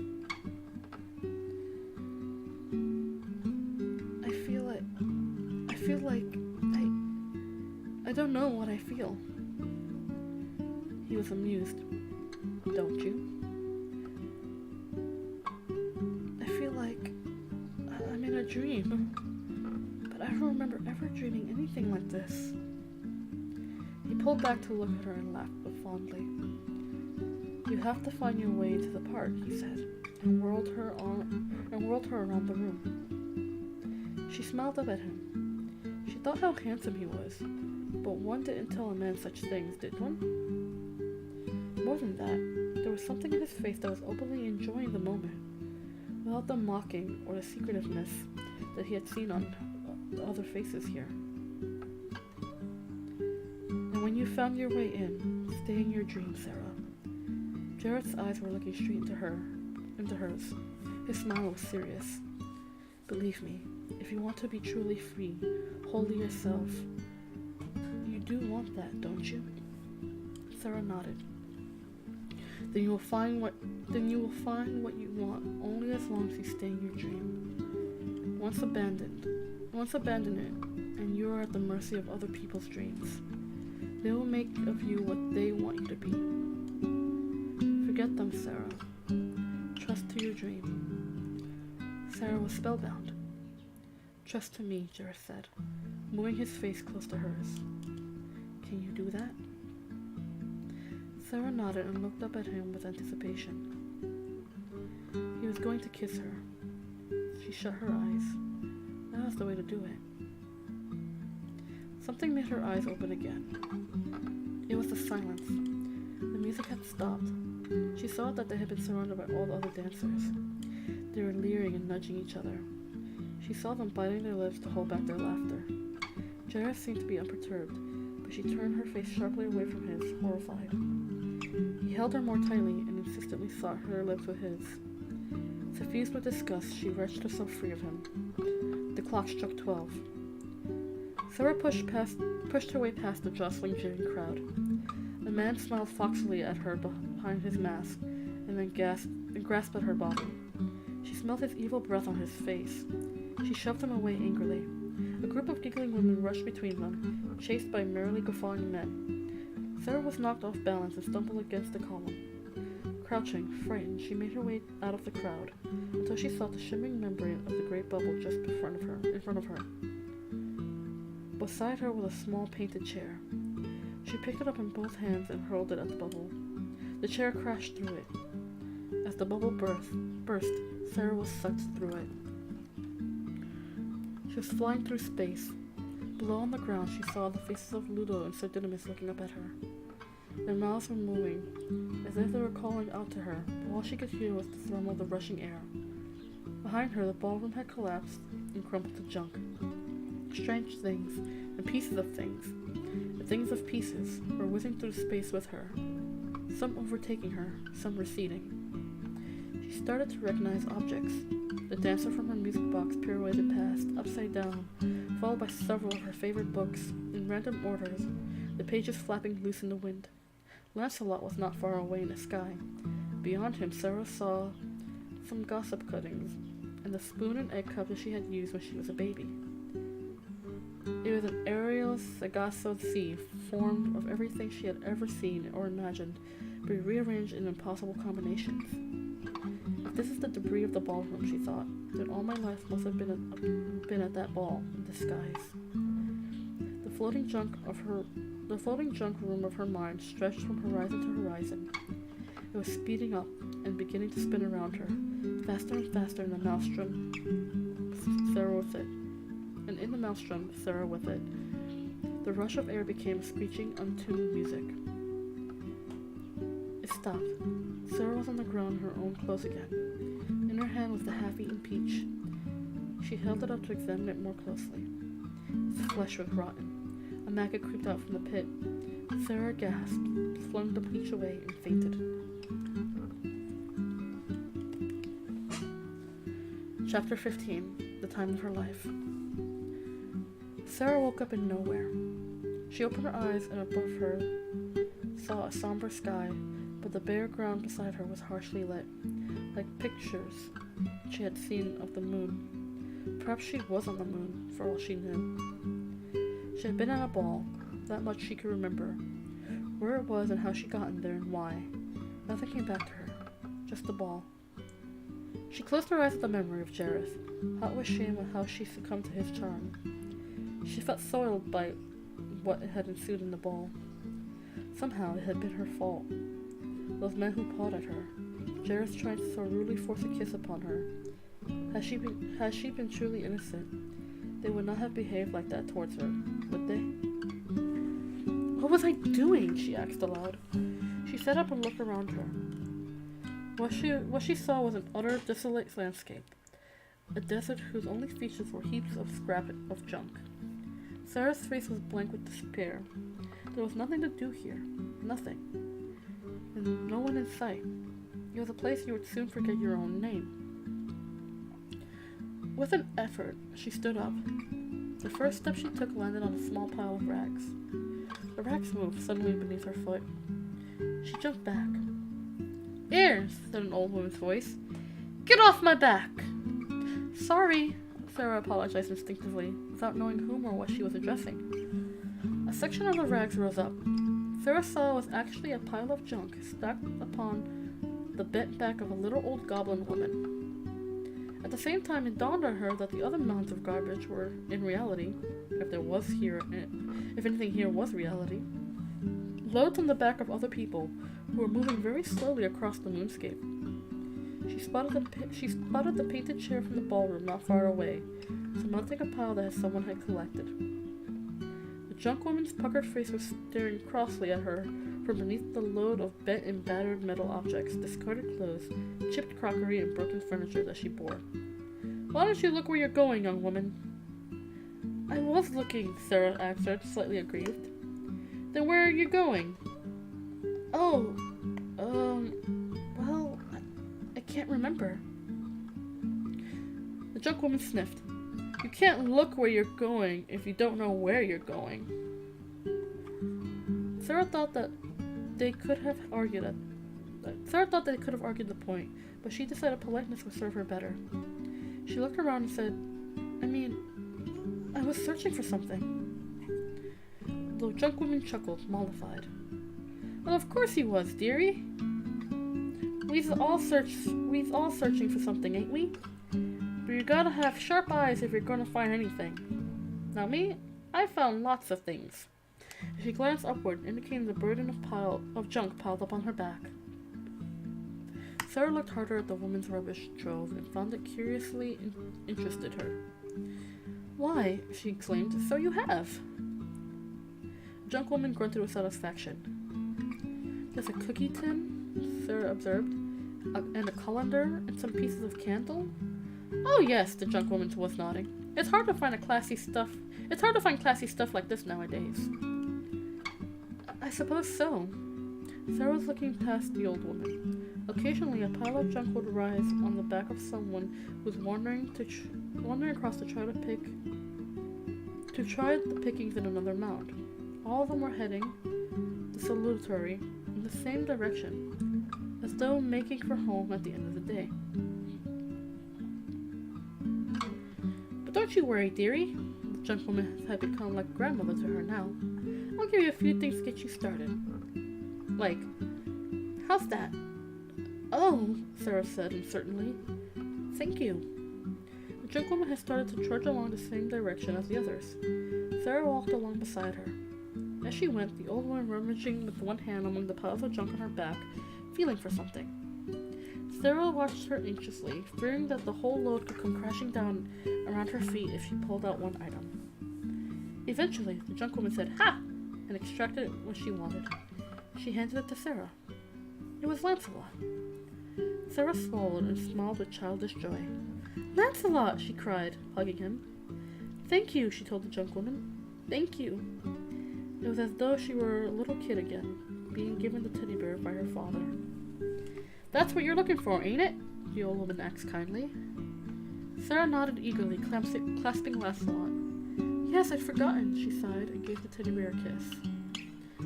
"Now," the junk woman said, "why don't you go in there and see if there's anything else you'd like?" She was pointing to a sort of tent they had come to, as colorless as the rest of nowhere. The woman bent down and pulled back a flap of the tent. Sarah took a step forward, saw what was inside the tent, and opened her eyes and mouth wide. It was her own room. Sarah was lying on her bed at home, clasping her teddy bear. It was nighttime. She was still dressed. She sat upright slowly and looked around her room. Everything was where it should be. She rubbed her forehead. Oh, it was a dream. She looked at the teddy bear. I dreamed it all, Lancelot. She shook her head wonderingly. So real, so... She gave Lancelot a squeeze. Still a bit nervous. She tiptoed across to the door of the room, still holding Lancelot. I wonder if Daddy's back, she whispered. Cautiously, in case they were asleep, she opened the door. The junk woman was standing outside, peering concernedly at her. Don't you like them things, dearie? Behind the old woman, the bleak, harshly lit moonscape stretched away. Sarah slammed the door shut in the woman's face. She ran across to her bed and buried her head in the sheets. After a while, she looked at Lancelot and said firmly, "It is a dream." She closed her eyes and forced herself to breathe calmly. "It's a dream," she said, and nodded. She held Lancelot tight again. "It is a dream." She stood up, taking a deep breath, and walked confidently to the door. When she opened it, she saw the junk woman still waiting there. This time, she was in the room before Sarah could shut the door again. "Best to stay in here, dearie," the junk woman told her comfortingly. "There's nothing you want out there." The woman gave Sarah a wink and a confidential smile. Sarah remained quite still beside the door. "Lancelot," she whispered. The junk woman was bustling around Sarah's room, picking things from the shelves and examining them, as though she was clearing out a house. And when she found something that caught her fancy, instead of adding it to her own pile, she placed it in Sarah's arms. "Look, and here's your nice fluffy rabbit. You like your rabbit, don't you? And Raggedy Ann." The woman smiled fondly. "You remember Raggedy Ann." Sarah was distractedly following the woman along the lines of shelves. That the woman could know and name these familiar possessions of her was bewildering. Below the bewilderment, something else was working at Sarah's feelings. Something gray and listless, like despair. She recognized it, but could not be sure of its cause. What was it, this low feeling? It had to do, she suspected, with the way this old woman was fussing over her. The junk woman was heaping more and more things into Sarah's arms. "And here's your shoebox, lots of pencils and elastic bands. You want all those. And look, here's your panda slippers. You know how you love your panda slippers. Never wanted to get them thrown away." Sarah sank down on a chair in front of her dressing table mirror. She spread all the objects in her arms on the table and stared at herself. "Oh, and here's a treasure. You want that, don't you, dearie?" The woman handed Sarah up her broken lipstick. "Go on, put it on." Sarah took the lipstick from her and immediately started to apply it. Meanwhile, the junk woman began to load more and more objects upon Sarah's back. Peculiarly, they stuck there, one on top of the other. Perhaps that was some trick of the trade. "And here's your old horsey. He likes your horsey. Horsey, horsey, don't you stop. Let your feet go clippity-clop." and all the badger books. "Oh, and here's dear old Flopsy. And the printing game. And your toy shop. It's still got the little candies in jars. And the Wizard of Oz. And there's your first knitting you ever done. Just look. You want that, don't you, dearie?" In the mirror, Sarah saw that the pile of stuff on her back was getting to be almost as tall a burden as the old woman herself bore. Moreover, her shoulders started to look bowed. As if mesmerized, she stared into the mirror, into her own eyes, and in a distant voice said, "There was something I was looking for." "Don't talk rot," answered the old woman. "It's all here, everything you ever cared about."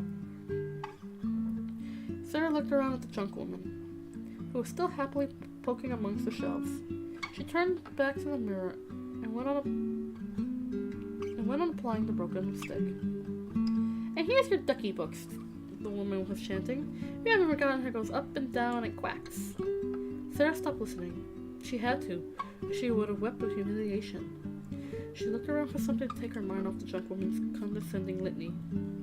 On the far side of the dressing table was the Labyrinth, but she had left it. She put down the lipstick, opened the book, and began to read aloud. "Through dangers untold and hardships unnumbered," she recited, "I have fought my way here to the castle beyond the Goblin City to take back the child you have stolen." She laid the book in her lap and looked around the room. The old junk woman was still prattling on, but suddenly Sarah had risen above it. "The child you have stolen." She remembered what it was she had been looking for. Toby! Everything altered. The room was the same as it had always been. Night and morning, day after day, for as long as Sarah could remember, but she was seeing it with new eyes. It was all fabricated from pieces of scrap. Everything was rubbish, relics, all her things, the furniture, even the walls. The whole room was a garbage heap, a dead shrine to a spirit that had fled. The junk woman had noticed a new expression on Sarah's face and was asking her, in a concerned voice, "What's the matter, dearie? Don't you like your toys?" "It's all junk." The woman was taken aback. She stuck out her lower lip and made a grumbling noise to herself as she shuffled around the room, looking for something, poking in drawers and along shelves. Eventually she found it and held it up decisively. "What about this?" she demanded. "This isn't junk." It was her trump card, the music box. She gave Sarah a knowing look and turned the key. Green sleeves tinkled through the room, sounding strangely like the haunting music of the ballroom. "Yes, it is!" It was junk like everything else there. The litter of a time of her life that she now passionately wanted to leave behind. She knew what the great despair had been. This room was a prison, and she was her own jailer. So she had the key to release herself, to go and do the thing that mattered. "I've got to save Toby!" she cried. Finally, faintly, from somewhere beyond the room, she could hear her name being called. "Sarah! Sarah!" She recognized the voices. It was Ludo and Sir Didymus calling to her. She stood up, hurling from her shoulders all the stuff the old junk woman had been sticking on her. At the same time, the walls of the room started to vibrate. Things tumbled down from shelves, handles rattled, and the very walls began to fall apart, as though were all jury-built junk. Sarah looked around to see what was happening. Through the crumbling ceiling, 2 pairs of hands appeared, reaching down. She seized hold of them, and the hands at once hauled her up out of the room. She rose from the pile of junk and was set down on the firm ground. Ludo was smiling. Sir Didymus looked brisk and courteous. "Fair maid," he said, "at last thou art with us again." Behind them she could see a great pair of grotesque gates. Beyond the gates was Jareth's castle. Chapter 16. The Gates of the Goblin City. Sarah looked at the grotesque gates and did not dare to believe what she saw. "Where are we?" she asked. All Ludo could do was beam with joy. "Sarah! Back!" he started to say. Sir Didymus interrupted him. "We're at the gates of the Goblin City, fair damsel. Beyond thou canst descry this castle, the object of thy quest. Didst thou not say?" "That's right." Sir Didymus looked wistful. "Thou art sure, art thou not, that thou dost not seek a castle that requires 14 years of knight-errantry throughout the travails and perils and— Oh, Sir Didymus, Ludo, I have to go quickly into Jareth's castle, or I'll lose Toby." "Toby?" Sir Didymus queried. "My little brother." "Toby, Ludo, brother," Ludo beamed. "Ah, Sir Tobias, our brother-in-arms," Sir Didymus exclaimed. "Then forward!" He raised the staff, spurred Ambrosius, and charged towards the gates of the Goblin City. Sarah and Ludo hurried after him. They did not see the shadowy figure lurking behind the junk pile. It was Hoggle, and he was watching every move they made. Outside the gates, a goblin guard was leaning on his spear, sound asleep. Sir Didymus took no notice of him, but rushed straight to the great gates and began hammering on them with his staff. "Open up!" he bellowed. "Open the gates in the name of all that is—" Sarah, catching up with him, put a finger anxiously on her lips and whispered, "Shh! Sir Didymus, be quiet!" She pointed to the sleeping guard. Sir Didymus glanced contemptuously and shouted, "Pshaw! I give not a fig for such goblins!" He repeated his clattering on the gates. "Open up, I say!" "Please!" Sarah entreated him in an urgent whisper. She saw the guard grunt and stir in his sleep. Sir Didymus was indomitable. "Let them all wake up! I shall fight them to the death!" And again he rained blows upon the resounding gates. The guard's eyelids were flickering. Sarah grabbed the tiny chevalier by the sleeves. Please, Sir Didymus, for my sake, can you please try not to make noise?" From his saddle, Sir Didymus bowed so low that his mustache swept the ground. "But of course," he assured her. "For thee, fairest of maidens, for thee anything."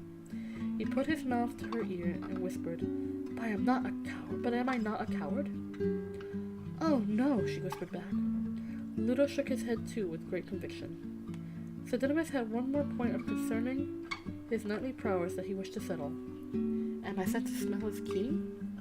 "Oh, yes," Sarah told him. Sir Didymus drew himself up proudly, and his voice rose again.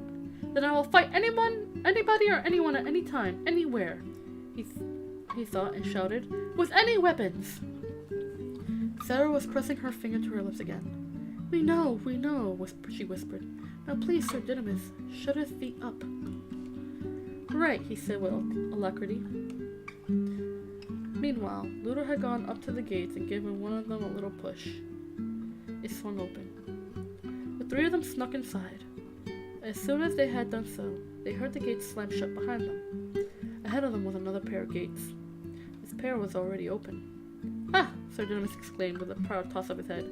They dare not shut their gates against the might of Sir Didymus. And, holding his staff aloft, the flower of chivalry led his intrepid band onward. The inner pair of gates, however, swung shut before Sir Didymus reached them, and the appearance they now presented was 1,000 times more daunting than mere gates. Each door was half a giant suit of armor. When the two halves of the gate met with a thunderous clang, they formed one titanic mailed warrior, whom the goblins called Humongous. His cavernous mouth uttered an unearthly metallic bellow. His eyes glowed. In one hand he wielded an enormous double-headed axe. Sarah whimpered. She felt the ground tremble as Humongous, axe raised, detached himself from the doors and stamped towards them. Beside her, he heard Ludo roar, but it was a mere piping sound in comparison to the terrible noise made by this Goliath goblin. Ambrosius took one look and sensibly bolted. Sir Didymus dumped onto the ground, furiously ordered his steed to return. Ambrosius was having none of it. He lurked behind a buttress. Pshaw! Sir Didymus clicked his fingers in irritation. Were yon warrior and I to joust with lances, I would make short work of him. Humongous was not yon now. He had come close enough to aim a massive blow at the trio. It missed them, but gashed a great wound into the stone wall. A fountain of sparks spurted from the steel axe head.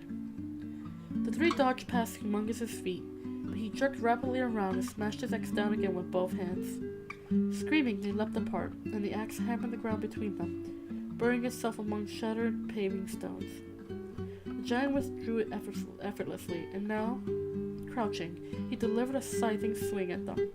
They threw themselves flat and heard the axe whiz over them with a noise like an ignited rocket. They saw the axe raise high again and scuttle for cover to the wall of the courtyard. The descending axe carved a slice off a buttress. Blow followed blow. Each one would have left no more of them than there is of a mosquito squashed all over the wall. All that had saved them so far was the inflexible, jerky motion of Humongous's attacks, which gave them split seconds forewarning of where the next annihilating crash was aimed. It was only a matter of time before they got it wrong, and Humongous seemed to have all the time he needed, trampling after them around the closed courtyard and evidently not worried by the atrocious energy of his onslaught. In a brief moment between one blow and the next, Sir Didymus spotted a movement along the parapet of one wall. "Look!" he panted, and pointed. It was nearly fatal. "Watch out!" Sarah screamed, and the three of them dived simultaneously sideways as the axe whirled and crashed down again, raising a spray of fragmented paving stones. While Humongous was lining up his next swipe, Sarah saw what the movement of the parapet was. Hoggle was running nimbly towards the battlements. Hoggle was running nimbly along the battlements, toward the arch over the inner gates. "Hoggle!" Sarah yelled in encouragement, before sprinting between Humongous's feet and out of the way. It was obscure what assistance Hoggle could bring them, but he was scrambling so urgently up the arch that he clearly had some purpose in mind. Humongous shifted his feet, like armored tanks, to get to his next blow. In doing so, he positioned himself with his back to the inner gates. Sarah saw Hoggle, now on top of the arch, crouching, prepared to jump down on the horned helmet of the giant. He covered her face with her hands, terrified, and peeped through her fingers. With hopeless heroism, it was in Hoggle, like a fly attacking a locomotive. With a triumphant shriek, Hoggle landed on Humongous's shoulders. "Hoggle!" Sarah whispered as she took off to avoid another thunderous stroke. Hoggle balanced on one leg and kicked the giant's helmet. The top half of it flew open, on a hinge. Inside Humongous's head, a tiny goblin in a white lab coat, with eyes staring madly through thick lenses, was feverishly working a bank of levers. Hoggle reached down, grabbed the goblin under the armpits, and hurled him away. He landed haplessly on the flagstones of the courtyard and groped for his smashed spectacles. Already, Hoggle had jumped down inside the giant's head and was operating the levers there as though he had always been the engineer. Perhaps he didn't know what he was doing, or perhaps he tugged the levers at random. The result was that Humongous, elbows by his side and arms raised robotically level, went into a convulsion. His feet did a shuffling sort of dance. His torso swayed from side to side. The axe jerked rapidly up and down, and his neck swelled faster and faster. Hoggle pulled more levers and then had to make a wild jump for it, as Humongous went careening off blindly, with his axe oscillating and steam spurting from his joints. Hoggle landed in a heap at Sarah's feet. She helped him up, but had no time to speak to him yet. Humongous was now rampaging around the courtyard like a mad bull, bouncing off the walls. His axe was lashing up and down in long vertical axis, pulverizing the paving stones when it landed, and crunching into his own back on the reverse stroke. The giant's random movements eventually brought him back to the inner gates, where he had started. On his next backward swing, the axe penetrated deep into the cleft between the two stones in the arch. It was stuck there. In consequence, Humongous's next attempt at a mighty downstroke was converted into a terrifying leverage upward of his whole body. He was too heavy for his feet to leave the ground. What might have happened was that the axe could have snapped, or the wall collapsed. What did happen was that Humongous bent at the knees and sagged at the waist, looking like a failed giant hammer thrower, and a little blue spark shot up and down his armors as his circus overloaded. "Are you alright?" Sarah asked Hoggle, bending down to fuss over any bruises he may have. Hoggle retreated a few paces and still his face inclined. "I'm not asking to be forgiven," he said obstinately. "I ain't ashamed of nothing I did. I don't care what you thinks of me." He was towing a little stone around with his boot, his eyes fixed on it. "I told you I was a coward. Now you see that I was only telling the truth, and I ain't interested in being friends." "I forgive you, Hoggle," Sarah said, simply. Hoggle cocked his gnomish head and looked at her from under one bushy eyebrow. "You do?" he asked in a small voice. Sedidimus strode across and slapped Hoggle's shoulder. And I commend thee," he said, with his other hands resting on his staff. "Seldom have I seen such courage. Sir Galahad himself will be impressed when word reaches his ears.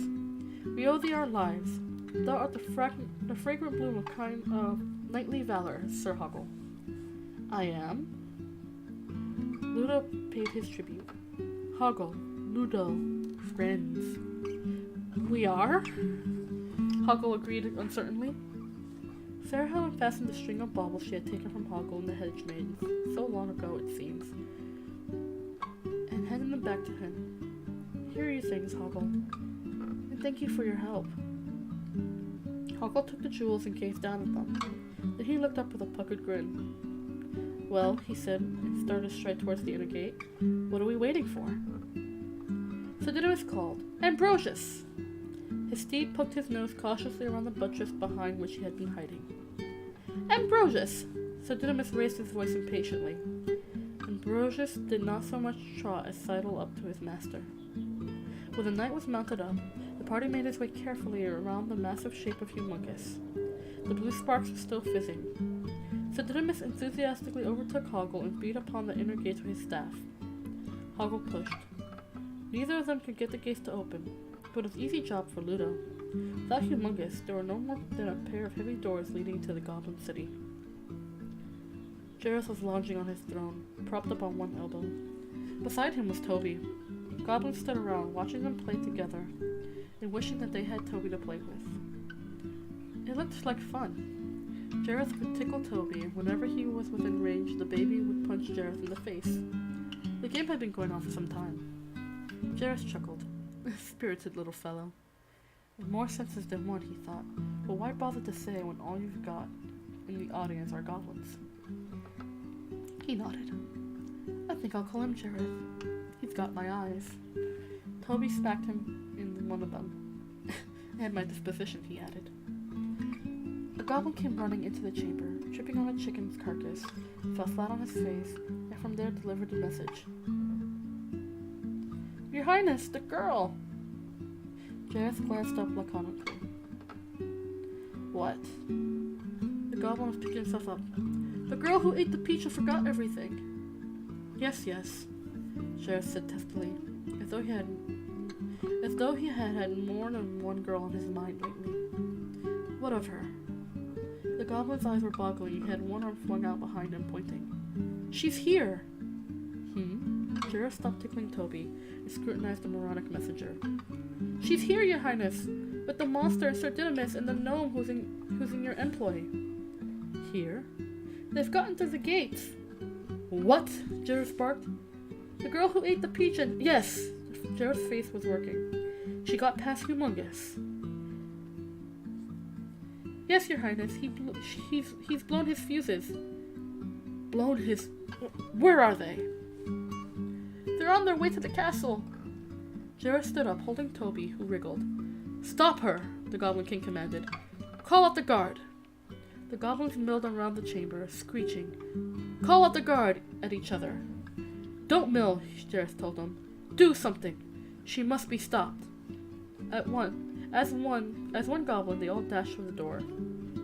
Wait! Jareth shouted. Carrying Toby, he strode over to them and handed the baby to one of them. Here, he said. Take Jarethkin. She must not get the baby. The goblin with Toby ran off one way, while the rest rushed off to raise the alarm. Jareth was left alone. She must not get the baby, he repeated to himself. She must be stopped.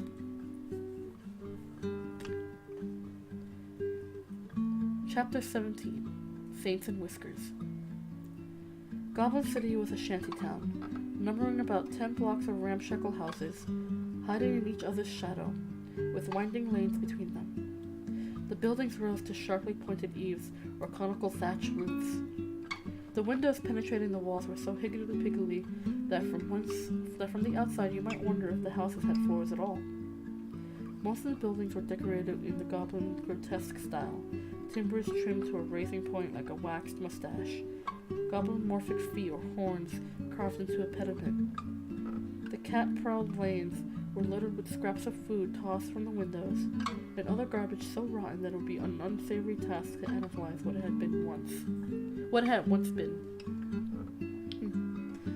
The place was huddled in the shadow of the castle, which rose behind it in a bonnet-towered and turreted splendor. A wide flight of steps, the main entrance to the castle, faced the inner gates of the courtyard, and must have formed an imposing approach before the shantytown had risen up to interrupt the vista. Sir Didymus and Ambrosia, Hoggle, Sarah, and Ludo tiptoed through the market just inside the gates. It was dawn, and the city was apparently fast asleep. Seeing the castle looming up ahead of them, they made their way quietly through the lanes towards it. Here and there they crept past a snoozing goblin, propped against the wall. Sir Didymus cleared his throat and announced loudly, "This stealth is alien to my nature." "Shh," Sarah told him. "Quiet, you windbag," Hoggle added in a growl. "Sorry, fair maiden," Sir Didymus apologized in a voice hardly lowered at all. "I do not know the word fear." "I know," Sarah answered, "but I do." "And so do I," Hoggle added. "Shush!" Beyond the shantytown they came to an open square. The steps up to the castle were on the far side. Everything was still eerily quiet. They began to walk softly towards the steps. Sarah's heart was pounding. "We're going to make it," she whispered. "Piece of cake," Hoggle told her. He should have known better. When he had heard her use that phrase, the penalty had been the slashing machine. This time it was a war. A bugle sounded, and from both sides of the square, the goblin army suddenly came charging at them with pounding feet and clanking armor, and a weird, ululating war cry. Scores of helmeted heads could be seen scuttling along the lower ramparts of the castle. There was only one thing to do: run for it. And there was only one way to run: back into town. The armies were ensuing from twin corridors, which curved around the sides of the main steps so that the exits faced each other. A platoon of bombardiers trundled a cannon in a vanguard of each army, and as the corridors were on an incline, the cannons were heavy, and the trundling was enthusiastic. The cannon platoons were going to collide unless they hauled back hard, which they did. Unavailingly, however, for the press of infantry and cavalry behind them drove them inexorably on. As the four invaders raced for the cover of the town, they heard a stupendous smash, like 1,000 empty cans crashing together. They turned around and watched a wave upon wave of the goblin soldiers piling up on top of each other.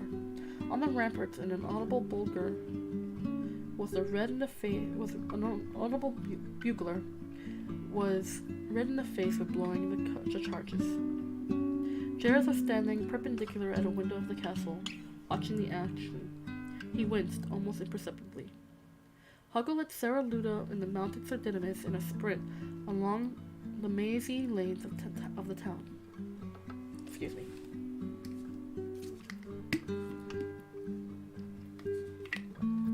Hydration. It's getting dark. I can't see. It's gonna rain. The sky just got real dark. Let me see.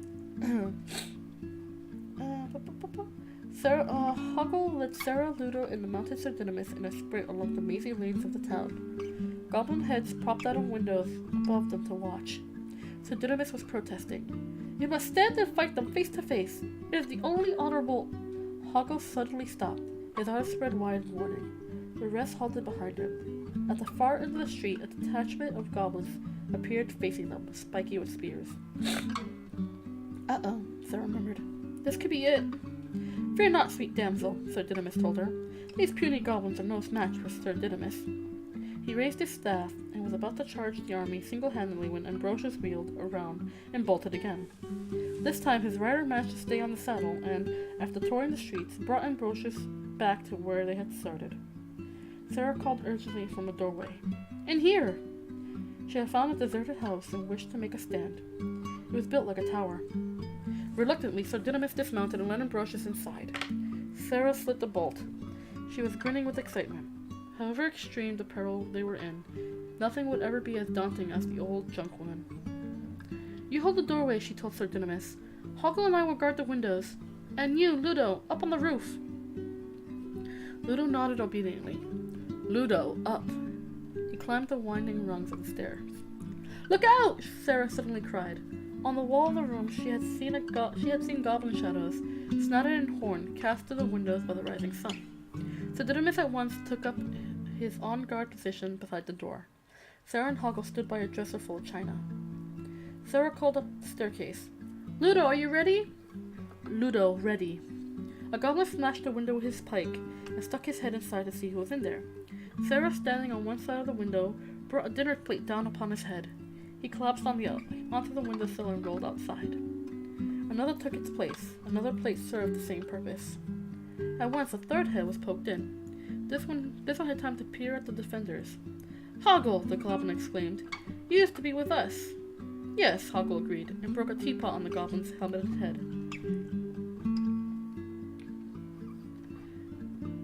Another ugly head took its turn at the window, and another.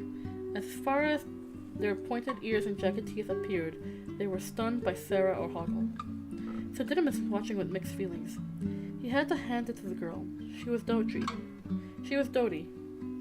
and she might make a decent commander of horse one day. On the other hand, she had posted her most valorous knight inside a bolted wooden door where nothing at all was going to happen. Inexperienced, that was all it was.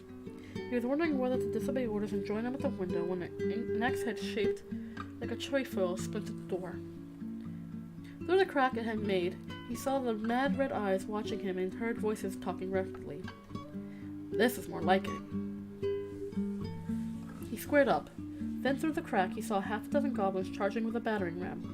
In a trice he slid the bolt back and opened the door. As the ram went past him, at full tilt he dealt with each of its bearers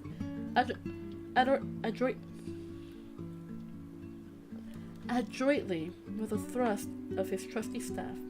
"Have at thee!" he hollered excitedly. "En garde, sirrah!" He slammed the door shut and bolted it again, and was trying to use the battering ram to shore up the splintered door when it was burst open by a fresh squad of goblins. He had no time to grab his staff. They leapt upon him, pinioned him face down to the ground, and holding his hair, began to bash his nose on the floor. After a while they paused to examine their work. "Ha!" Sir Didymus shouted tauntingly. "Had enough, have ye? Craven curs, how little it takes to subdue valorants such as ye." They started to give him another bashing for that, but Sarah had seen what was going on. A well-aimed chamber pot sent the goblins flying, and in a moment Sir Didymus was standing over them. "Saints and whiskers!" he exclaimed. "Is it worth splinting my staff to dispatch the likes of ye?" Sarah and Hogger were still holding the window, but the reserve of crockery was running low, and the horde of goblins was not abating. When there were no more dinner plates, jugs, or soup bowls, they had to use teacups and saucers, but sometimes it took 2 of those to deal with each goblin. Another one of them had time to recognize Hoggle. "What have we done to you?" the goblins asked. "Not me," Hoggle replied. "Her. You stole her baby brother." "So we stole a baby! That's what goblins do! You know that his sentence was ended by a soup tureen that Hoggle had been saving for a special occasion. On the roof of the tower, Ludo was showered with spears. He simply ducked below the parapet. Then, a detachment of commando goblins stormed the outside walls of the tower, clambering up ladders with the idea of overwhelming Ludo. He was not readily overwhelmable. Kicking them down to the ground one by one as they reached the top of the ladders, they peered over the parapet. The artillery was called up. From a cannon, a goblin with a spiked helmet was fired at Ludo. The outcome was that the goblin's helmet was impaled in the mud wall of a nearby house, leaving him stuck out behind it, flapping his limbs. Sir Didymus was listening keenly. Outside the door he could hear 2 goblins conversing. "She's got brains," one says. "Yes," the other replied. "I could do with brains like hers." "So could I," said the first one. "To eat." Sir Didymus was incised. To hear them impugning so beautiful a damsel without mercy was more than his knightly honor could tolerate. Throwing open the door and leaping on Ambrosius's back, he cried, "Ye Goths and Vandals, have at ye then, for the foul blasphemers they are of a maiden's virtue." Sarah looked across and saw Sir Didymus level his staff and charge out. "No!" she cried. It was too late. Sir Didymus came back a moment later, on his back, head first. Ambrosius followed at a gallop. The peerless knight in arms was up and at them at an instant. This time, Ambrosius bolted with him all around the town again, until they came face to face with a bristling line of spears. More spears appeared behind them in the narrow lane. "Don't worry, Ambrosius," Sir Didymus told him. "I think we've got them surrounded." With a dazzlingly rapid series of thrusts, parries, and flicks, he disarmed all the adversaries in front of them, and charged triumphantly forward in a low porch beam, which unseated him from the saddle. By the time he was on his feet, he was hemmed in by his spear points. "Ha!" he snarled. "Can't take more, can ye? Very well. Throw down your weapons and I see to it that you are well treated." As the spears came down at him, he ran up one of them and vaulted back into the saddle, which unfortunately was no longer there, Ambrosius having once again taken the sensible course of action. Meanwhile, Sarah had an idea. "Ludo!" she shouted. "Call the rocks!" The noise of the battle was too loud for Ludo, at the top of the house, to hear her. She would have to go up to him. "Hoggle, retreat!" she called. "Up the stairs!" "You first," he called back. She did as he said. Hoggle followed her. Sir Didymus, hard-pressed, ran into the house just in time to cover their retreat. He came up the stairs backwards, ceding one step at a time, fending off his attackers with cut and passado.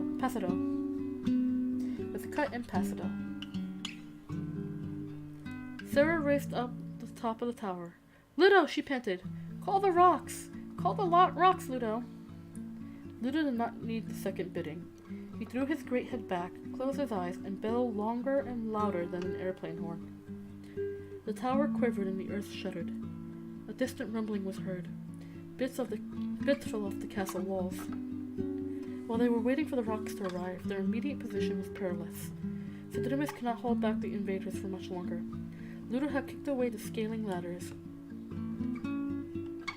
and so they were going to be trapped at the top of the towers unless there was some way down on the outside. Not even Ludo's friends, the rocks, could help them up there. Sarah looked over the parapet.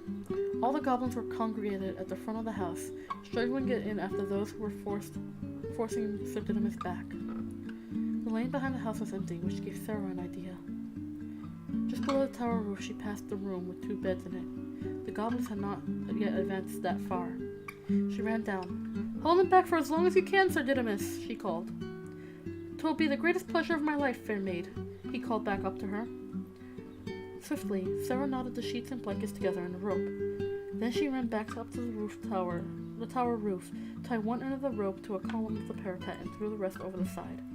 She looked down and was relieved to see him reach nearly to the ground. "You first, Toggle," she said. He hesitated. "I'm a coward." "No, you're not." He paused, almost smiling. "You're not. You're right. I'm not. Funny, I always thought I was." He grabbed at the rope, stood on the parapet, and shinned his way down to the ground. Then he held the rope to anchor it for Sarah. She followed him down. "Ludo," she called. "You're next. Tell Sir Didymus to come after you." See the bulk of Ludo loom above the parapet, she crossed her fingers and prayed that the rope would bear his weight. She could barely watch. It was all right. Ludo came down a little too fast, scorching his paws, but he landed safely on the ground. Now it was time for Sir Didymus to make his good escape. The three of them, their heads craned back, saw the tiny puissant chevalier come down on the parapet with his back turned, his staff arm working hard.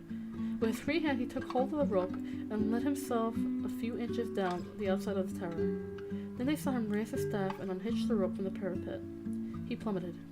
Sarah pressed her hands to her cheeks, her mouth open in horror, but the resourceful knight knew what he was doing.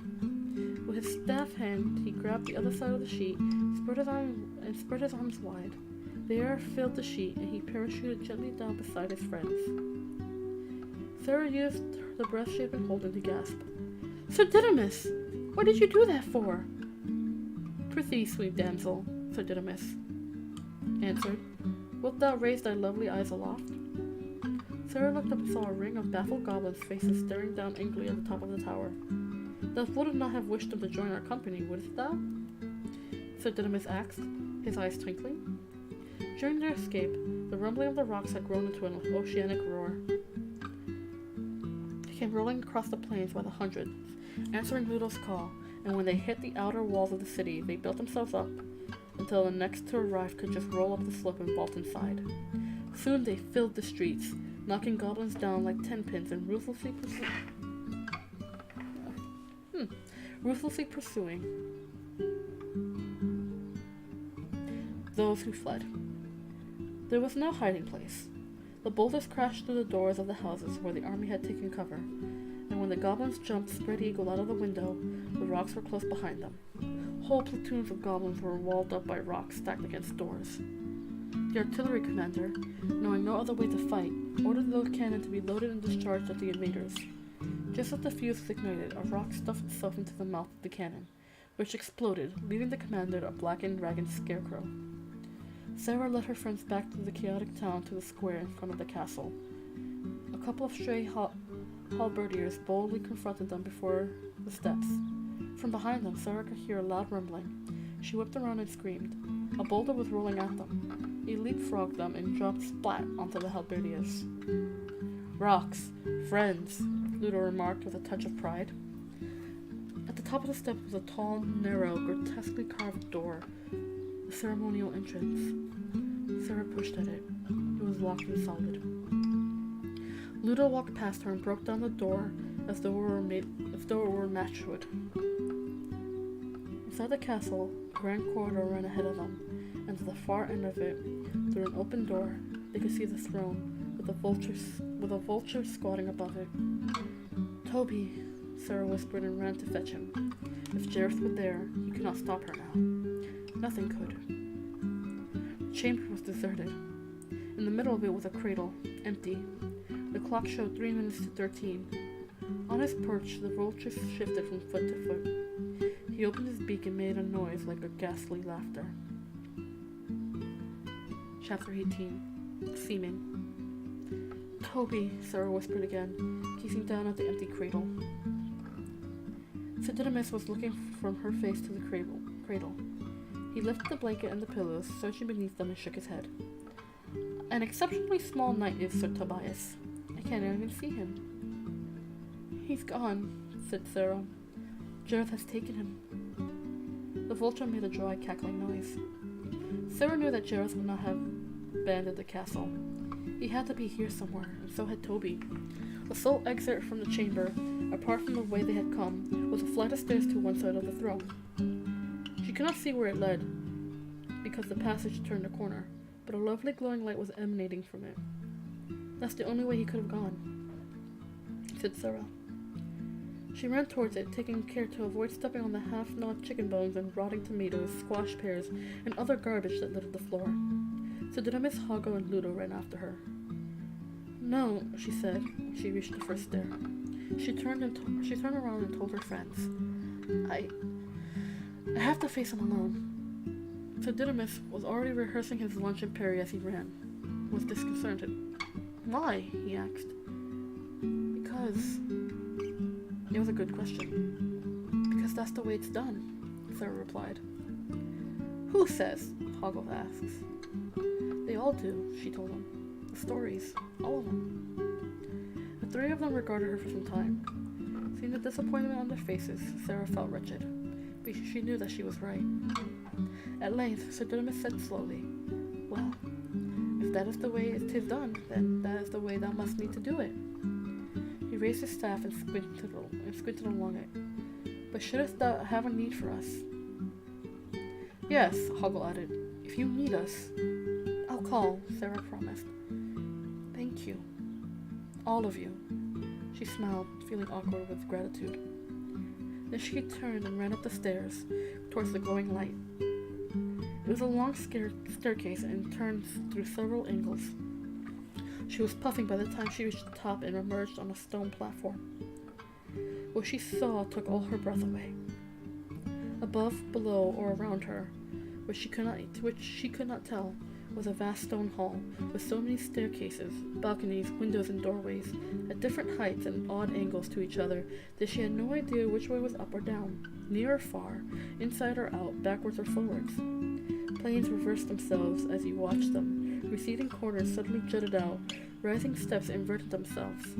Floors became ceilings and walls turned into precipices. In this room, it seems that the law of gravity had been repealed, and perspective has 7 dimensions. If there had been water, it would have seemed to flow uphill.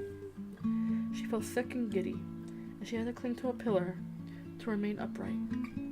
It's impossible, she whispered to herself. As long as she went on looking at the hall, it went on altering. Does it still go on altering? She wondered dizzily when no one was looking at it. With her back to the wall, she edged along the platform. If I take it step by step, she was thinking, I will get there. If there is a there. She edged along, hoping that it was along and not up or past or through, until she came to a point that she was quite certain was where she had started. Yes, there was on top of the staircase behind her. Oops.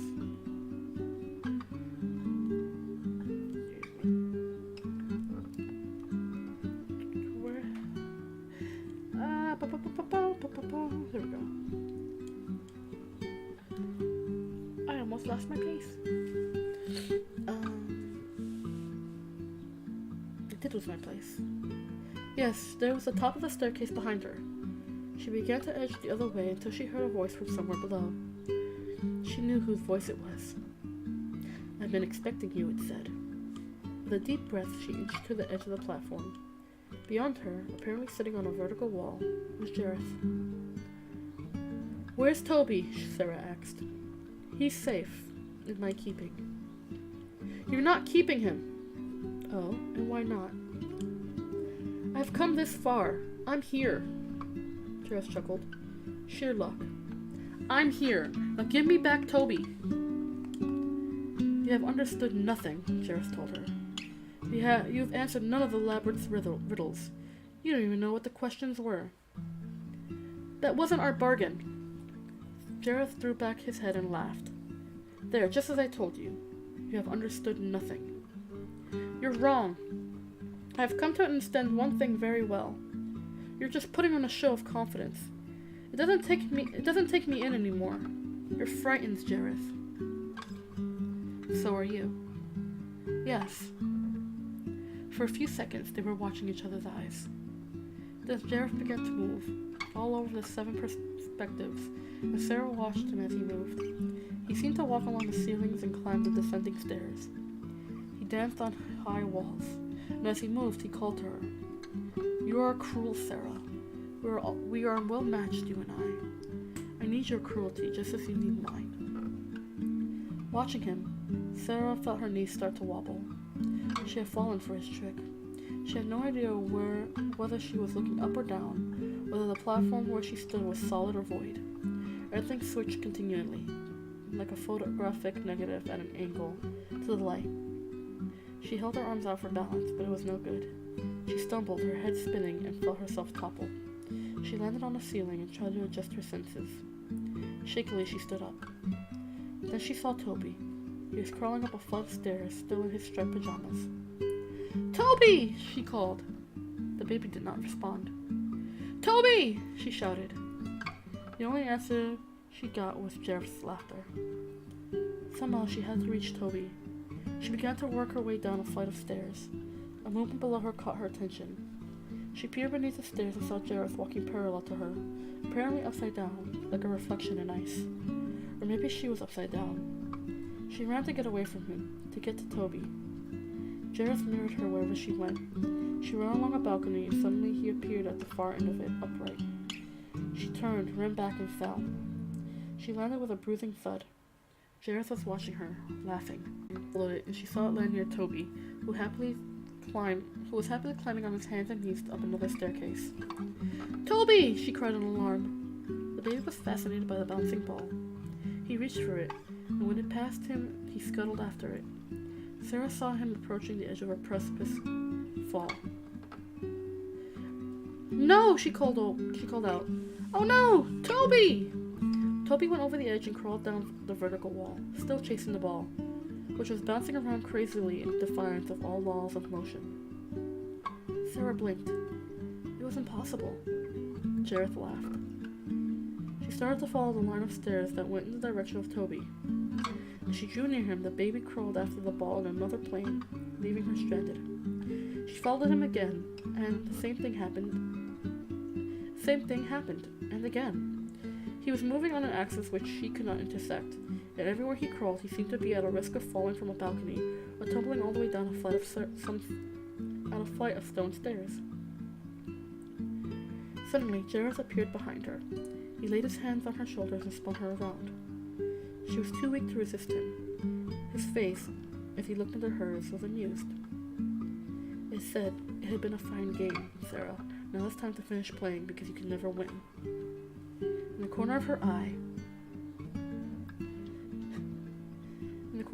she saw a small movement. Toby was crawling towards the window ledge. She shrugged Jareth's hands from her shoulders and stared at her brother. There could be no optical doubt about it this time. Outside the window, birds were flying in the sunlight, and Toby was clambering up onto the edge. Beneath the baby was a vast space of the hall. He was teetering on the ledge now, trying to stand up. She could not run to him, even supposing she were able to find a path to him through the deceiving plains. It was possible, she could not be sure, that below her, that she could reach him with a jump so deep she would crack every bone in her body. Jareth was smiling triumphantly at her. This was how her quest ended. If he could not keep the baby, nor would she. She watched Toby totter on his precarious perch, and a small cry came from her lips. She closed her eyes and jumped. "Hi, Icy! I'm not leaving my eyes closed, I'm just looking downwards. It looks like they're closed, but they're looking downwards." Let's see. When she opened her eyes, she was not sure where she was. It could have been another part of the hall. She thought she recognized it, but could not place it. Yet something had changed. Near her was an OG window, without glass, and through it she could see the upper half of one wing of the castle. It was in ruins, the cladding stones mostly gone, grass growing on the gaps they'd left. The turret roofs had collapsed, and brambles were reaching for the throat of the tower. Within the castle, where she was, she heard in the air the humming that she had come to associate with Jareth, but had a hollow ring to it, something forlorn, like music in an abandoned house. In the crack between two flagstones where she lay, she saw that weeds had started to push their way through. She stood up and looked around. There was no sign of Toby. Jareth stepped out from a shadowy archway, wearing a faded, threadbare cloak. His face looked older, drawn. In his blonde mane was a trace of gray. How long had she been here? She detected no change in herself. Jareth was waiting for her with arms folded. She advanced upon him. "Give me the child," she said. He paused before answering. "Sarah, beware. I have been generous until now, but I can be cruel." "Generous?" She advanced another step. "What have you done that was generous?" "Everything. I have done everything you wanted." He took a pace back into the shadows of the archway. "You asked that the child be taken. I took him. You cowered before me. I was frightening." Taking another step away from her, he gestured to the air. "I have recorded time," he told her. The 13-hour clock had appeared, floating above his head. Its hands was whirling around. "I have turned the world upside down." Sarah continued to advance upon him, her arms outstretched. He retreated deeper into the shadows. And I have done it all for you," he said with a shake of his head. "I am exhausted from living upon your expectation. Isn't that generous?" "Stay back!" He raised his hands as though to fend her off, and took another pace away from her.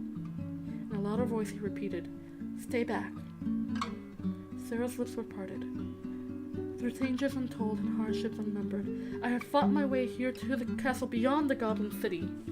"Listen," said a goblin, one with a nest in a dark corner of the castle. Jareth was retreating step by step up a staircase behind the archway. Sarah continued to advance into the archway. "To take back the child you have stolen," she recited, "for my will is as strong as yours." "Stop!" Jareth raised the palm of his hand to her. "Wait, Sarah, look. Look what I can offer you." He raised his left arm and made a large gesture with his hand. A glowing crystal ball appeared in it. He spun it around his fingers, smiling wanly, and said, "It will show you your dreams. You remember?" Sarah took another step. "And my kingdom as great." "She's going to say it," a goblin hissed.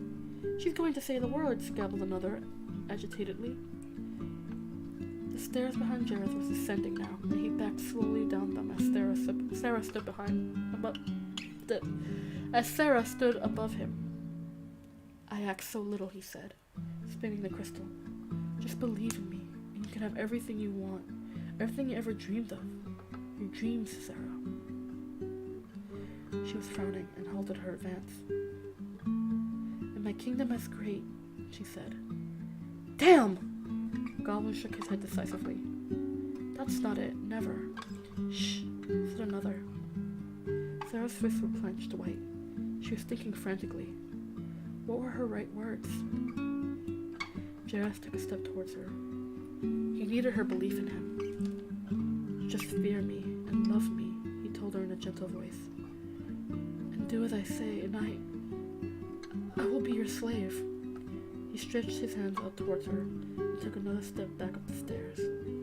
"Nah," a goblin shook his hideous head. "Doesn't look like it now, does it?" Jareth's fingers were so close to Sarah's face. She stood where she was and swallowed. "Kingdom has great," she murmured. "Kingdom has great." She saw the crystal spinning in his fingers and felt on her lips the warmth of his outstretched hand. She gasped, and from an inspired recess of her mind, the words came, blurted out. "You have no power over me." "No!" Jareth screamed. "No!" the goblins exclaimed, astounded. The clock began to strike. Jareth tossed the crystal ball into the air where it hovered. A bubble. Sarah looked at it and saw Jareth's face distorted on the shifting iridescent surface. Gently, it drifted down toward her. She reached out fascinated fingers for it, and as she touched the bubble with her fingertips, it burst. A mist of water atoms floated around the air towards Jareth. But she saw Jareth had disappeared.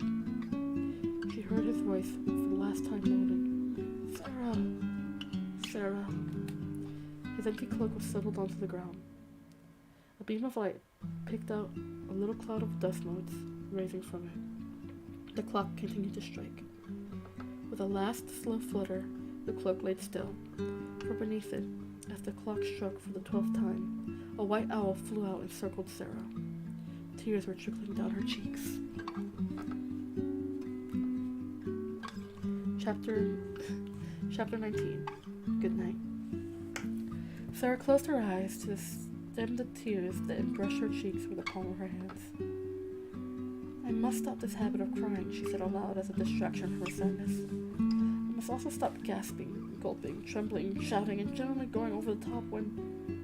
Then she remembered that she had not found Toby again, and she opened her eyes in alarm. The white owl was still flapping above her, but in other respects the scene had changed. She was standing on the staircase of her home, and it was dark outside. She raised her eyes to look at the owl. It circled for a last time, found an open window, and flew out into the night. And she was running up the stairs 2 at a time. Toby! Toby! He was in his crib, fast asleep. She couldn't help but pick him up and cuddle him.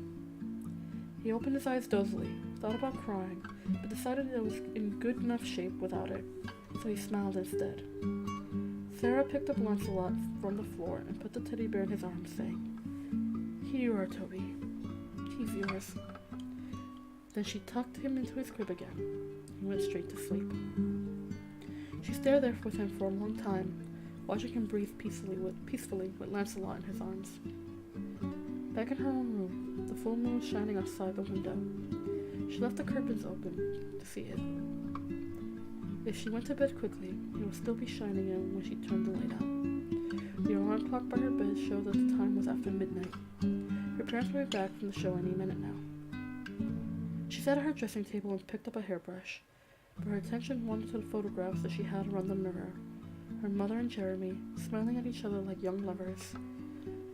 The signed posters, the gossip stories about romantic attachment. Deliberately, she began to remove one picture after another from her mirror. She glanced at each before putting them away in the drawer. On the dressing table, one picture remained, of her father and mother herself, aged 10. Sarah straightened the picture. Then she went to get the music box and put it in the drawer along with the pictures and clippings, shoved far back. Downstairs, she heard the front door open and close. Her stepmother called, "Sarah?" She didn't enter at once. She was holding her copy of The Labyrinth. "Sarah!" "Wait," Sarah whispered. "I am closing a chapter of my life. Just wait." She paused and added, still in a whisper, "Please." She put the book in her dresser along with the rest, still with her hand on it there. "Sarah!" Sarah left it a moment, then called back. "Yeah? Yes, I'm here." She looked at the drawer inside. "Welcome back," she called. "What?" Her stepmother, taking off her coat downstairs, paused, puzzled. "What did you say?" Sarah opened her mouth and closed it again. Once was enough, she thought. Once was all right. Any more would be overwhelming. "I nearly overwent there," she smiled to herself, and pushed the drawer shut. She straightened up, and on the dark window saw her reflection against the moonlight. Beside her reflection was Ludo. Ludo. Goodbye, Sarah." She spun around with a cry of joy. The room was empty. She checked the window again. Didymus was there. "And remember, sweetest damsel, shouldst thou ever have need, I'll call," she told him. She glanced around the room again. Empty, of course. Didymus was hovering back to the window pane. "I forgot to say also, if thou should ever think on marriage..." "I understand," Sarah told him. "Goodbye, brave Didymus." He faded. Sarah kept her eyes at the window. She did not have long to wait. Hoggle popped up from behind the bed. "Yes, if you ever need us, for any reason at all." He stared at her from under his bushy eyebrows and started to fade. "Hoggle," Sarah said, "I need you. All of you." "Sometimes," the wise man observed, "to need is to let go." "Oh, wow," said the hat. "And that's just for starters." Outside the window, the white owl had been perching with his claw hooks on a branch, an effigy of watching and waiting. Now he swooped away over the park on silent silver wings, up toward the full moon. Nobody saw him, white in the moonlight, black against the stars. And that is the end! Oh, we made it! That is the end of the Labyrinth. Time went on just a little bit longer than I would like, but you know what? We did it! We finished the story. We finished the story! It was so good!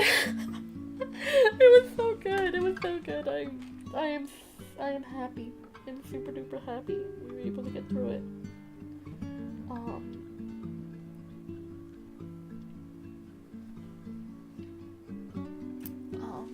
I don't know, I love it. I loved it. It was good! It was good. It was a little bit dark. It was dark. It was dark. Let's be honest, it was a little bit darker than the movie. The movie was much more jovial and lighthearted. This one was like several near-death experiences, all described very gruesomely. It was pretty good. It was pretty good, Black Dust. I'm glad you were able to listen. I was glad we were able to hear. Let's go! Let's go! We did it! Now we can start a new story next week! And oh, I'm excited. I'm excited. I have no idea what story I'm going to be reading next week. I'll probably figure it out by Friday and I'll let you guys know. But that was the end of the novelization of Labyrinth. It was good. Turn on the lights. The lights are on. My lights are on. My lights are on.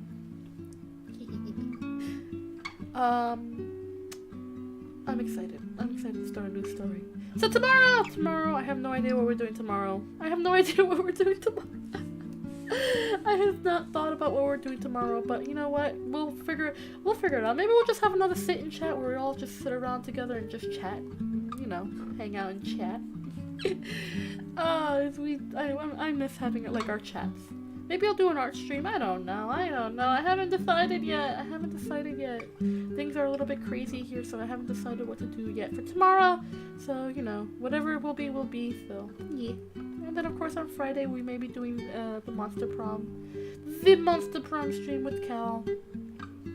It's always good. It's always fun to have Cal on a channel, and playing Monster Prom with him has been fun. And I can't talk about it yet. But you know what? It's a lot of fun. So thank you all so much for hanging out with me. Thanks so much for being here.